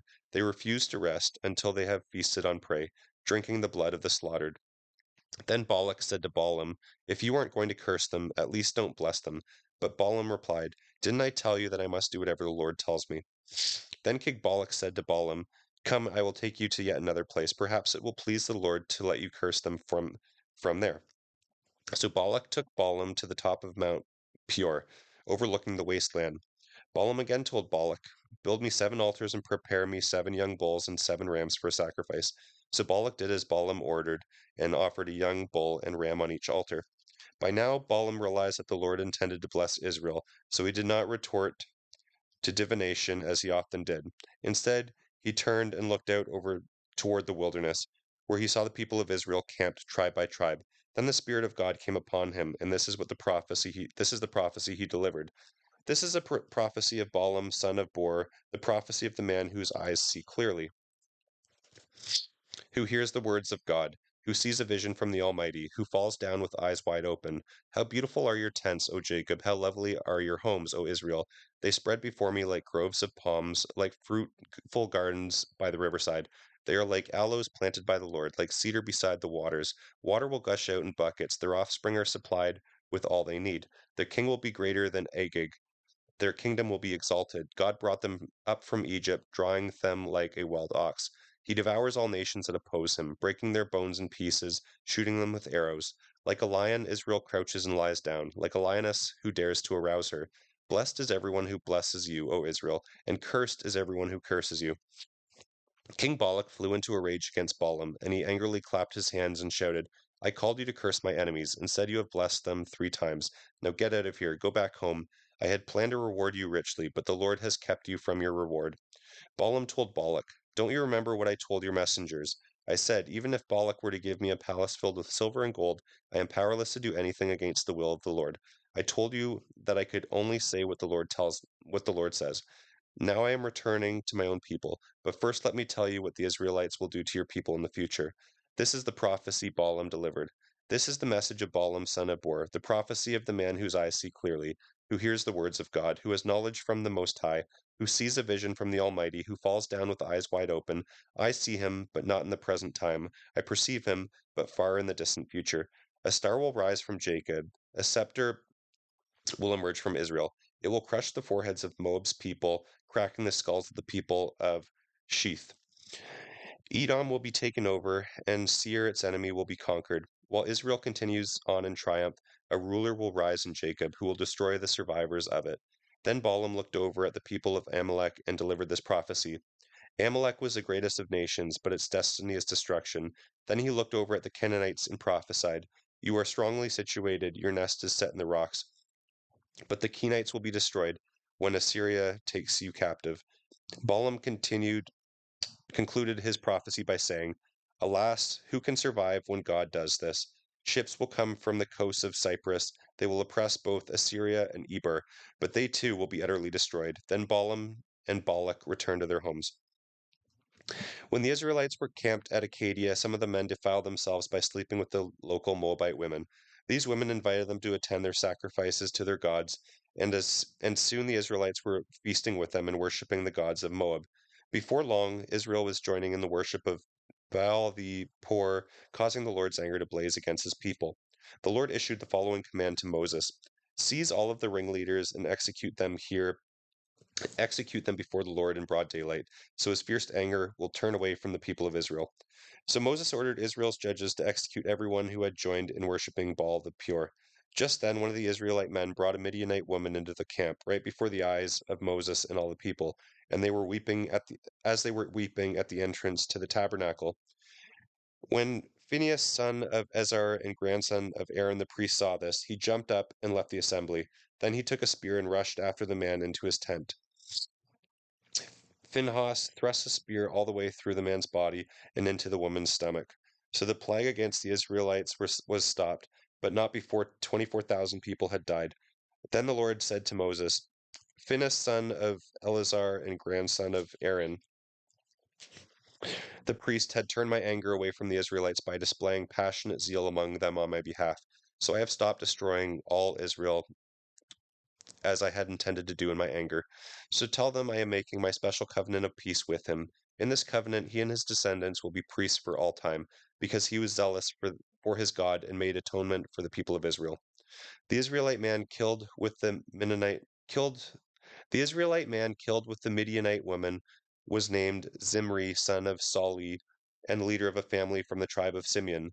The woman's name was Cosbi. She was the daughter of Zur, the leader of the Midianite clan.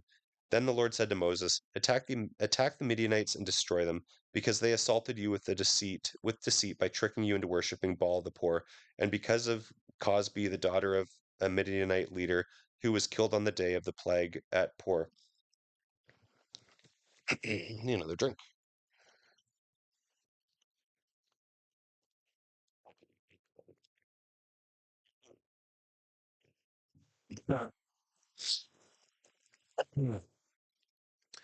After the plague had ended, the Lord said to Moses and to Eleazar son of Aaron, the priest, take a census of all the men of Israel who are 20 years or older to find out how many of each family are of military age. At that time, the entire nation of Israel was camped on the plains of Moab beside the Jordan River across from Jericho. So Moses and Eleazar the priest issued these census instructions to the leader of Israel. Count all the men of Israel 20 years older and older, just as the Lord commanded Moses. And then it goes off and just describes the clans. um, so yeah, the men from the clan of Reuben numbered 43,730.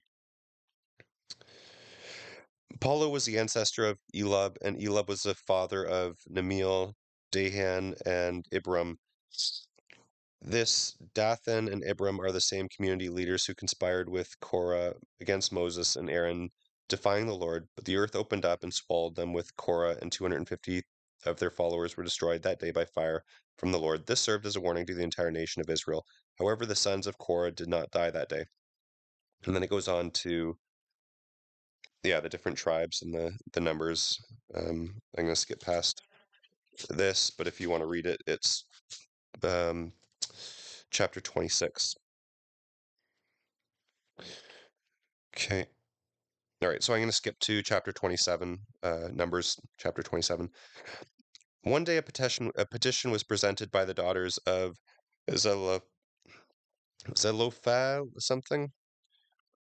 Anyways, our father died in the wilderness without leaving any sons, they said. But he was not among Korah's followers who rebelled against the Lord. He died because of his own sins. Why should the name of our father disappear just because he had no sons? Give us property along with the rest of our relatives. So Moses brought their cases before the Lord, and the Lord replied to Moses, the daughters of, again, I can't pronounce it, are right. You must give them an inheritance of land along with their father's relatives. Assign them the property that would have been given to their father. Moreover, announce this to the people of Israel. If a man dies and has no sons, then give his inheritance to his daughters. And if he has no daughters, turn his inheritance over to his brothers. If he has no brothers, give his inheritance to his father's brothers. But if his father has no brothers, pass it on his inheritance to the nearest relative in his clan. The Israelites must observe this as a general legal requirement, just as the Lord commanded Moses. One day the Lord said to Moses, climb on top of the mountains east of the river, and look out over the land I have given the people of Israel. After you have seen it, you will die, as Aaron your brother did, for you both rebelled against my instructions in the wilderness of Zin. When the people of Israel rebelled, you failed to demonstrate my holiness to them at the waters. Then Moses said to the Lord, O Lord, the God of the spirits of all living things, please appoint a new leader for the community. Give them someone who will lead them into battle, so the people of the Lord will not be like sheep without a shepherd. The Lord replied, take Joshua son of Nun, who has a spirit in him, and lay your hands on him. Present him to Eleazar the priest before the whole community, and publicly commission him with the responsibility of leading the people. Transfer your authority to him so the whole community of Israel will obey him. When direction from the Lord is needed, Joshua will stand before Eleazar the priest, who will determine the Lord's will by means of sacred lots. This is how Joshua and the rest of the community of Israel will discover what they should do. So Moses did as the Lord commanded and presented Joshua to Eleazar the priest and the whole community. Moses laid his hands on him and commissioned him to his responsibilities, just as the Lord had commanded through Moses. The Lord said to Moses, give these instructions to the people of Israel. The offerings you present to me by fire on the altar are my food, and they are very pleasing to me. See to it that they are brought at the appointed times and offered according to my instructions. Say to them, when you present your daily whole burnt offerings to the Lord, you must offer 2 one-year-old male lambs with no physical defects. One lamb will be sacrificed in the morning and the other in the evening. Wash each lamb you With each lamb you must offer a grain offering of 2 quarts of choice flour mixed with 1 quart of olive oil. This is the regular burnt offering ordained at Mount Sinai, an offering made by fire, very pleasing to the Lord. Along with it, you must present the proper drink offering, consisting of 1 quart of fermented drink with each lamb poured out in the holy place as an offering to the Lord. Offer the second lamb in the evening with the same grain offering and drink offering. It too is an offering made by fire, very pleasing to the Lord. On the Sabbath day, sacrifice 2 one-year-old male lambs with no physical defects. They must be accompanied by a grain offering of 3 quarts of choice flour mixed with olive oil, and a drink offering. This is the whole burnt offering to be presented each Sabbath day, in addition to the regular daily burnt offerings and its accompanying drink offering. On the first day of each month, present an extra burnt offering to the Lord of 2 young bulls, 1 ram, and 7 one-year-old male lambs, all with no physical defects. They will be accompanied by grain offerings of choice flour mixed with olive oil, 5 quarts with each bull, 3 quarts with each ram, and 2 quarts with each lamb. This burnt offering must be presented by fire, and it will be very pleasing to the Lord. You must also give a drink offering with each sacrifice, 2 quarts of wine with each bull, 2.5 pints for the ram, and 1 quart for each lamb. Present this monthly burnt offering on the first day of each month throughout the year. Also, on the first day of each month, you must offer one male goat for a sin offering to the Lord. This is in addition to the regular daily burnt offering and its accompanying drink offering. On the appointed day in early spring, you must celebrate the Lord's Passover. On the following day, a joyous 7 day festival will begin, but no bread made with yeast may be eaten. On the first day of the festival, you must call a sacred assembly of the people. None of your regular work may be done on that day. You must present a burnt offering to the Lord. You must present as a burnt offering to the Lord 2 young bulls, 1 ram, and seven 1 year old male lambs, all with no physical defects. These will be accompanied by grain offerings of choice flour mixed with olive oil, 5 quarts with each bull, 3 quarts with each ram, 3 quarts with the ram, and 2 quarts with each of the 7 lambs. You must also offer a male goat as a sin offering to make atonement for yourself. You will present these offerings in addition to your regular morning sacrifices. On each of the 7 days of the festival, this is how you will prepare the food offerings to be presented by fire, very pleasing to the Lord. These will be offered in addition to the regular whole burnt offerings and drink offerings. On the 7th day of the festival, you must call another holy assembly of the people. None of your regular work must be done that day. On the first day of the festival of the harvest, when you present the first of your new grain to the Lord, you must call a holy assembly to the people. None of your regular work must be done that day. A special whole burnt offering will be offered that day, very pleasing to the Lord. It will consist of 2 young bulls, 1 ram, and 7 1-year-old male lambs. These will be accompanied by grain offerings of choice flour mixed with olive oil, 5 quarts with each bull, 3 quarts with the ram, and 2 quarts with each of the 7 lambs. Also offer 1 male goat to make an atonement for yourselves. These special burnt offerings, along with their drink offerings, are in addition to the regular daily burnt offerings and its accompanying grain offerings. Be sure that all the animals you sacrifice have no physical defects. The Festival of Trumpets will be celebrated on the appointed day in early autumn each year. You must call a solemn assembly of all the people on that day, and no regular work may be done. On that day, you must present a burnt offering very pleasing to the Lord. It will consist of 1 young bull, 1 ram, and 7 1-year-old male lambs, all with no physical defects. These must be accompanied by grain offerings of choice flour mixed with olive oil, 5 quarts with the bull, 3 quarts with the ram, and 2 quarts with each of the 7 lambs. In addition, you must sacrifice a male goat as a sin offering to make atonement for yourselves. These special sacrifices are in addition to your regular monthly and daily burnt offerings, and they must be given with their prescribed grain offerings and drink offerings. These offerings are to be given to the Lord by fire and are very pleasing to him.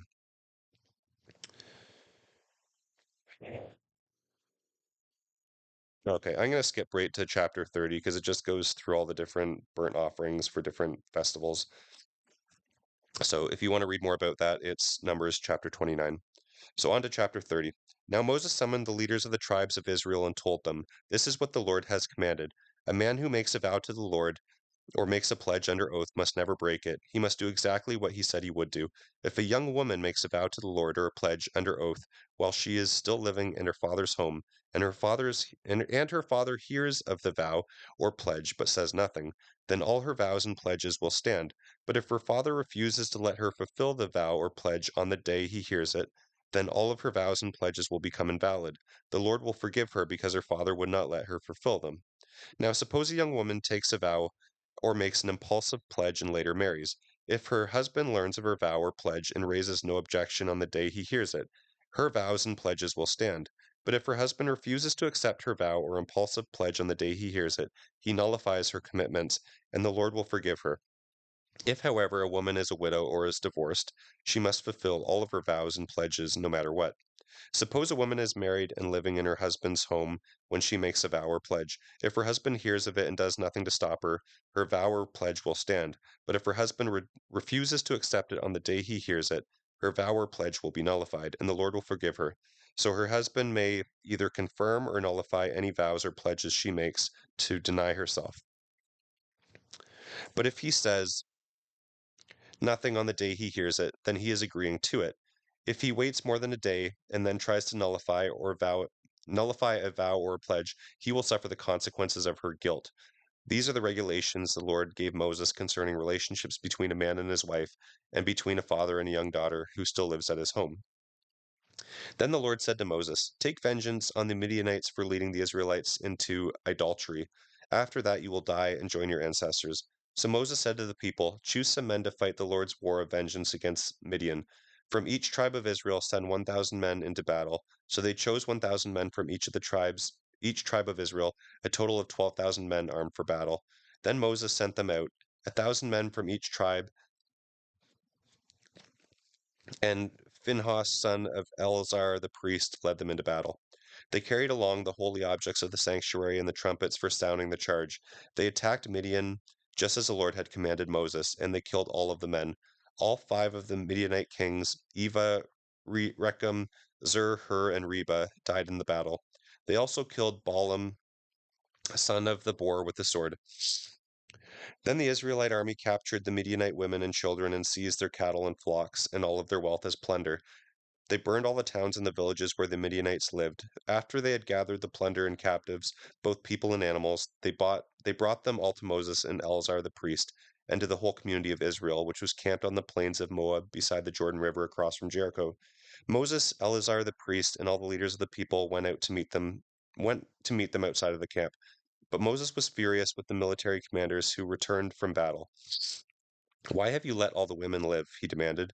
"These are the very ones who followed Balaam's advice and caused the people of Israel to rebel against the Lord at Mount Peor. They are the ones who caused the plague to strike the Lord's people. Now kill all of the boys and all of the women who have slept with a man. Only the young girls who are virgins may live. You may keep them for yourselves. And all of you who have killed anyone or touched a dead body must stay outside the camp for 7 days. You must purify yourselves and your captives on the 3rd day and 7th days. Also, purify all of your clothing and everything made of leather, goat hair, or wood." Then Eleazar the priest said to the men who were in the battle, "The Lord has given Moses this requirement of law.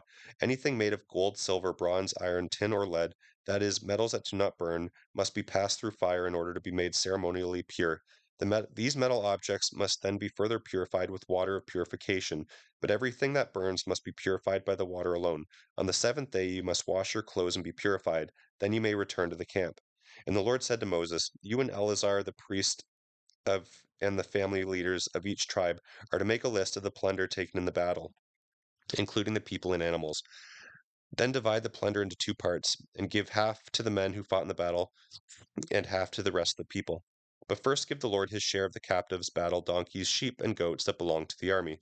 Set apart one out of every 500 of the Lord's for the Lord as the Lord's share. Give this share Give this share of their half to Eleazar the priest as an offering to the Lord. Also take one of every 50 of the captives, cattle, donkeys, sheep, and goats, in the half that belongs to the people of Israel. Give this share to the Levites in charge of maintaining the Lord's tabernacle." So Moses, Eleazar the priest, so Moses and Eleazar did, so Moses and Eleazar the priest did as the Lord commanded Moses. The plunder remaining from the spoils that the fighting men had taken totaled 675,000 sheep, 72,000 cattle, 61,000 donkeys, and 32,000 young girls. So the half of the plunder given to the fighting men totaled 337,500 sheep, of which 675 were the Lord's share, 36,000 cattle, of which 72 were the Lord's share, and 30,500 donkeys, of which 61 were the Lord's share, 16,000 young girls, of whom 32 were the Lord's share. Moses gave all of the Lord's share to Eleazar the priest, just as the Lord had directed him. The half of the plunder belonging to the people of Israel, which Moses had separated from the half belonging to the fighting men, amounted to, it's all the same numbers. Then all the military commanders came to Moses and said, "Sir, we have accounted for all of the men who went out to battle under our command. Not one of us is missing. So we are presenting the items of gold we captured as an offering to the Lord from our share of the plunder: armbands, bracelets, rings, earrings, and necklaces. This will make an atonement for our lives before the Lord." So Moses and Eleazar the priest received the gold from all of the military commanders, all kinds of jewelry and crafted objects. In all, the gold that the commanders presented as gifts to the Lord weighed about 420 pounds. That all the fighting men had taken some of the plunder for themselves. So Moses and Eleazar the priests accepted the gifts from the military commanders and brought the gold to the tabernacle as a reminder to the Lord that the people of Israel belonged to him. Now the tribes of Reuben and Gad owned vast numbers of livestock. So when they saw that the land of Jazer and Gilead were ideally suited for their flocks and herds, they came to Moses, Eleazar the priest, and the other leaders of the people of it, and the other leaders of the people. They said, Adaroth, Dibon, Zahar, Nimram, Shepon, Eloth, Sebam, Nebo, and Beon, the Lord has conquered this whole area for the people of Israel. It is ideally suited for our flocks and our herds. If we have if we have found favor with you, please let us have this land as our property instead of giving us the land across the Jordan River. Do you mean you want to stay back here with your brothers while your brothers go across and do all the fighting? Moses asked. The Reubenites and Gadites, are you trying to discourage the rest of the people of Israel from going across to the land the Lord has given them?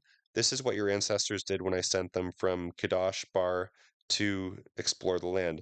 After they went up to the valley of Eshcol and scouted the land, they discouraged the people of Israel from entering the land the Lord was giving them. Then the Lord was furious with them, and he vowed, all of those I rescued from Egypt, no one who is 20 years old or older will ever see the land I solemnly promised to Abraham, Isaac, and Jacob, for they have not obeyed me completely. The only exceptions are Caleb, son of Jephunneh, and Kenite, and Joshua, son of Nun, for they have wholeheartedly followed the Lord. The Lord was furious with Israel and made them wander into the wilderness for 40 years until the whole generation that sinned against them had died. But here you are, a brood of sinners doing exactly the same thing. You are making the Lord even angrier with Israel. If you turn away from him like this and he abandons them again in the wilderness, you will be responsible for destroying the entire nation. But they responded to Moses, we simply want to build sheepfolds for our flocks and fortified cities for our wives and children. Then we will arm ourselves and lead our fellow Israelites into battle until we have brought them safely to their inheritance. Meanwhile, our families will stay in the fortified cities we built here, so they will be safe from any attacks by the local people. We will not return to our homes until all of the people of Israel have received their inheritance of land. But we do not want to but we do not want any of the land on the other side of the Jordan. We would rather live here on the east side where we have received our inheritance. Then Moses said, if you keep your word and arm yourselves for the Lord's battles, and if your troops cross the Jordan until the Lord and if your troops cross the Jordan until the Lord has driven out his enemies, then you may return when the land is finally subdued before the Lord. You will have discharged your duty to the Lord and the rest of the people of Israel, and the land on the east side of the Jordan will be your inheritance from the Lord. But if you fail to keep your word, then you will have sinned against the Lord, and you may and and you may be sure that your sin will find you out. Go ahead and build towns for your families and sheepfolds for your flocks, but do everything you have said. Then the people of Gad and Reuben said, we are your servants, and we will follow your instructions exactly. Our children, wives, flocks, and cattle will stay here in the town of Gilad. But, sir, all who are able to bear arms will cross over to fight for the Lord, just as you have said. So Moses gave orders to Eleazar, Joshua, and the tribal leaders of Israel. He said, if all of the men of Gad and Reuben who are able to fight the Lord's battles cross the Jordan with you, then when the land is conquered, you must give them the land of Gilead as their property. But if they refuse to cross over and march ahead of you, then they must accept the land with the rest of you in the land of Canaan. The tribes of Gad and Reuben said again, Sir, we will do as the Lord had commanded. We will cross the Jordan into Canaan fully armed to fight for the Lord. But our inheritance of land will be here on this side of the Jordan. So Moses assigned the tribes of Gad, Reuben, and this half the tribe of Manasseh, son of Joseph, the territory of King Zahon of the Amorites, and the land of King Og of Bashan, the whole land with its towns and surrounding lands. The people of God built the towns of Dibon, Atorah, and Aror, Atoph. I can't even pronounce those. The people of Reuben built the towns, and then there's more. Then the descendants of Machir and the tribe of Manasseh went to Gilead and conquered it, and they drove out the Amorites who were living there. So Moses gave Gilead to the Machirites, descendants of Manasseh, and they lived there. The people of Jair, another clan of the tribe of Manasseh, captured many of the towns in Gilead and changed the name of that region to the town of Jair. Meanwhile, a man named Noba captured the town of Kenath and its surrounding villages, and he renamed that area Noba after himself. This is the itinerary the Israelites followed as they marched out of Egypt under the leadership of Moses and Aaron. At the Lord's direction, Moses kept a written record of their progress. These are the stages of their march, identified by the different places they stopped along the way. They had set out from the city of Rameseth on the morning after the first Passover celebration in early spring. The people of Israel left defiantly in full view of the Egyptians. Meanwhile, the Egyptians were burying all of their firstborn sons, whom the Lord had killed the night before. The Lord had defeated the gods of Egypt that night with great acts of judgment. And then it just goes on, obviously, to list all the spots that they stayed, which you can read if you wish in chapter 33.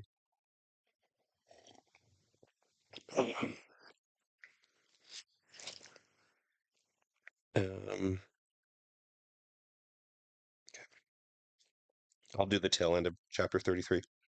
While they were camped near the Jordan River on the plains of Moab, opposite of Jericho, the Lord said to Moses, "Speak to the Israelites and tell them, when you cross the Jordan River into the land of Canaan, you must drive out all the people living there. You must destroy all of the carved and molten images and demolish all of their pagan shrines. Take possession of the land and settle in it, because I have given it to you to occupy. You must distribute the land among the clans by sacred lot and in proportion to their size. A larger inheritance of land will be allotted to each of the larger clans, and a smaller inheritance will be allotted to each of the smaller clans.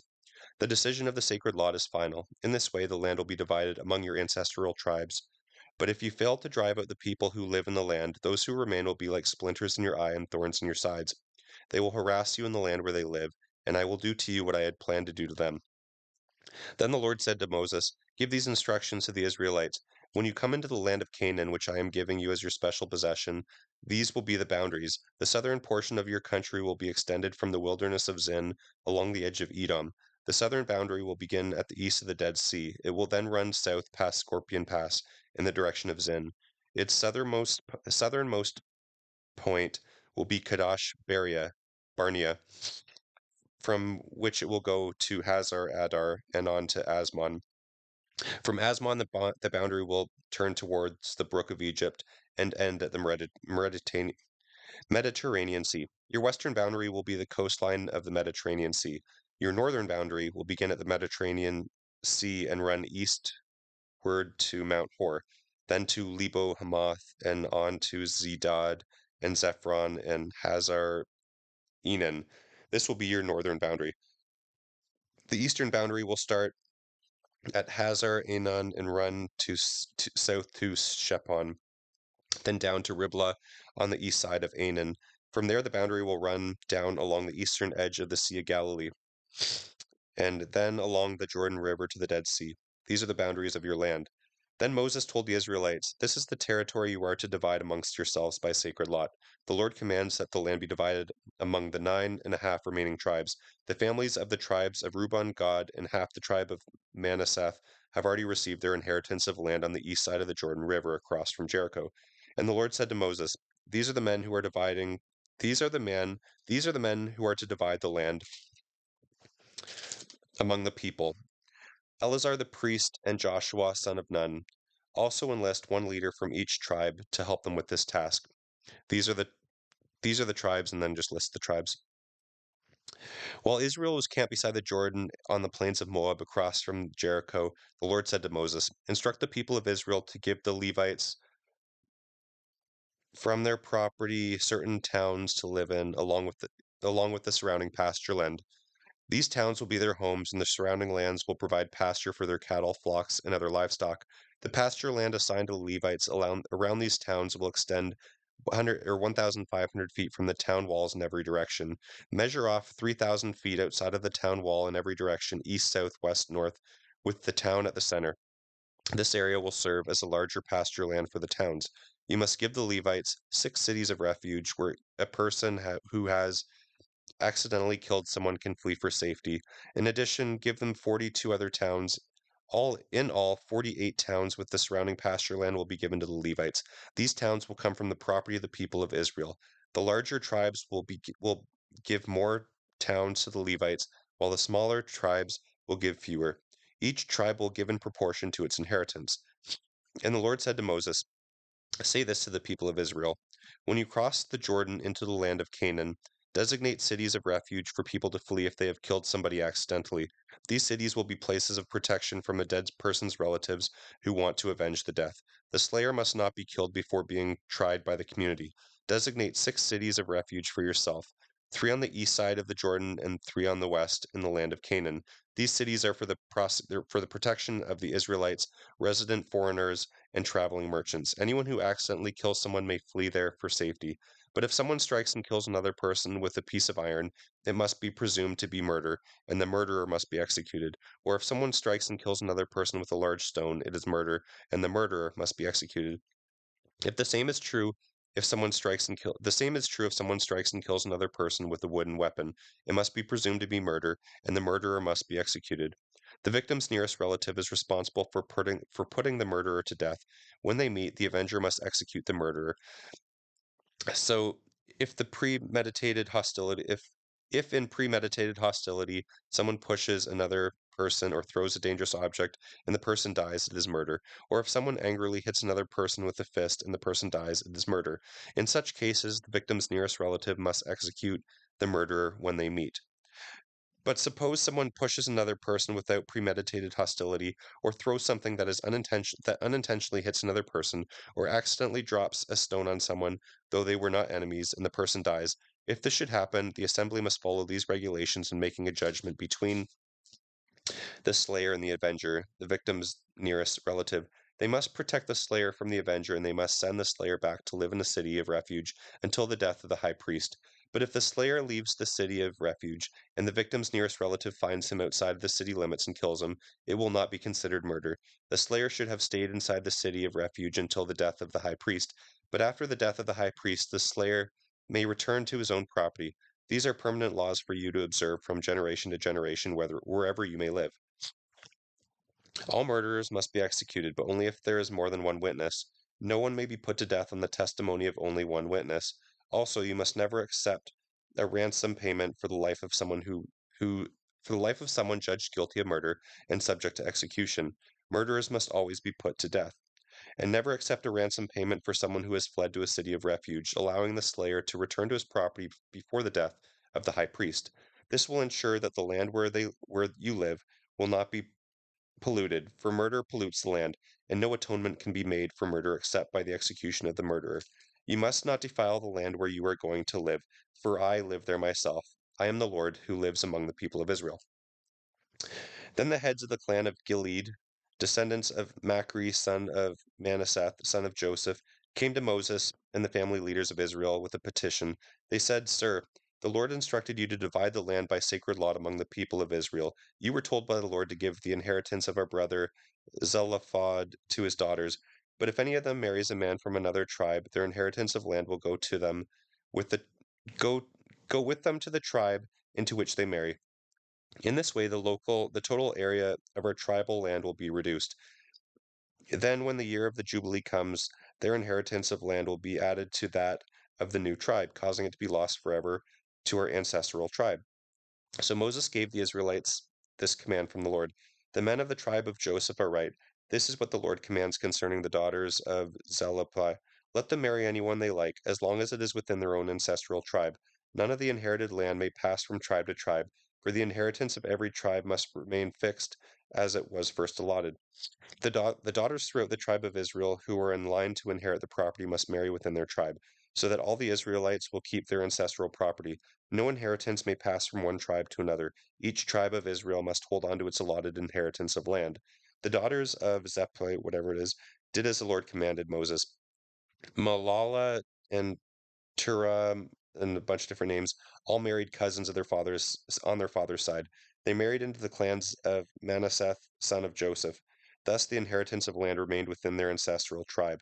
These are the commands and regulations that the Lord gives to the people of Israel through Moses while they were camped at the plains of Moab beside the Jordan River across from Jericho. All right, and that is the book of Numbers. Thank you very much for tuning in to this episode, and I hope you're having a wonderful day.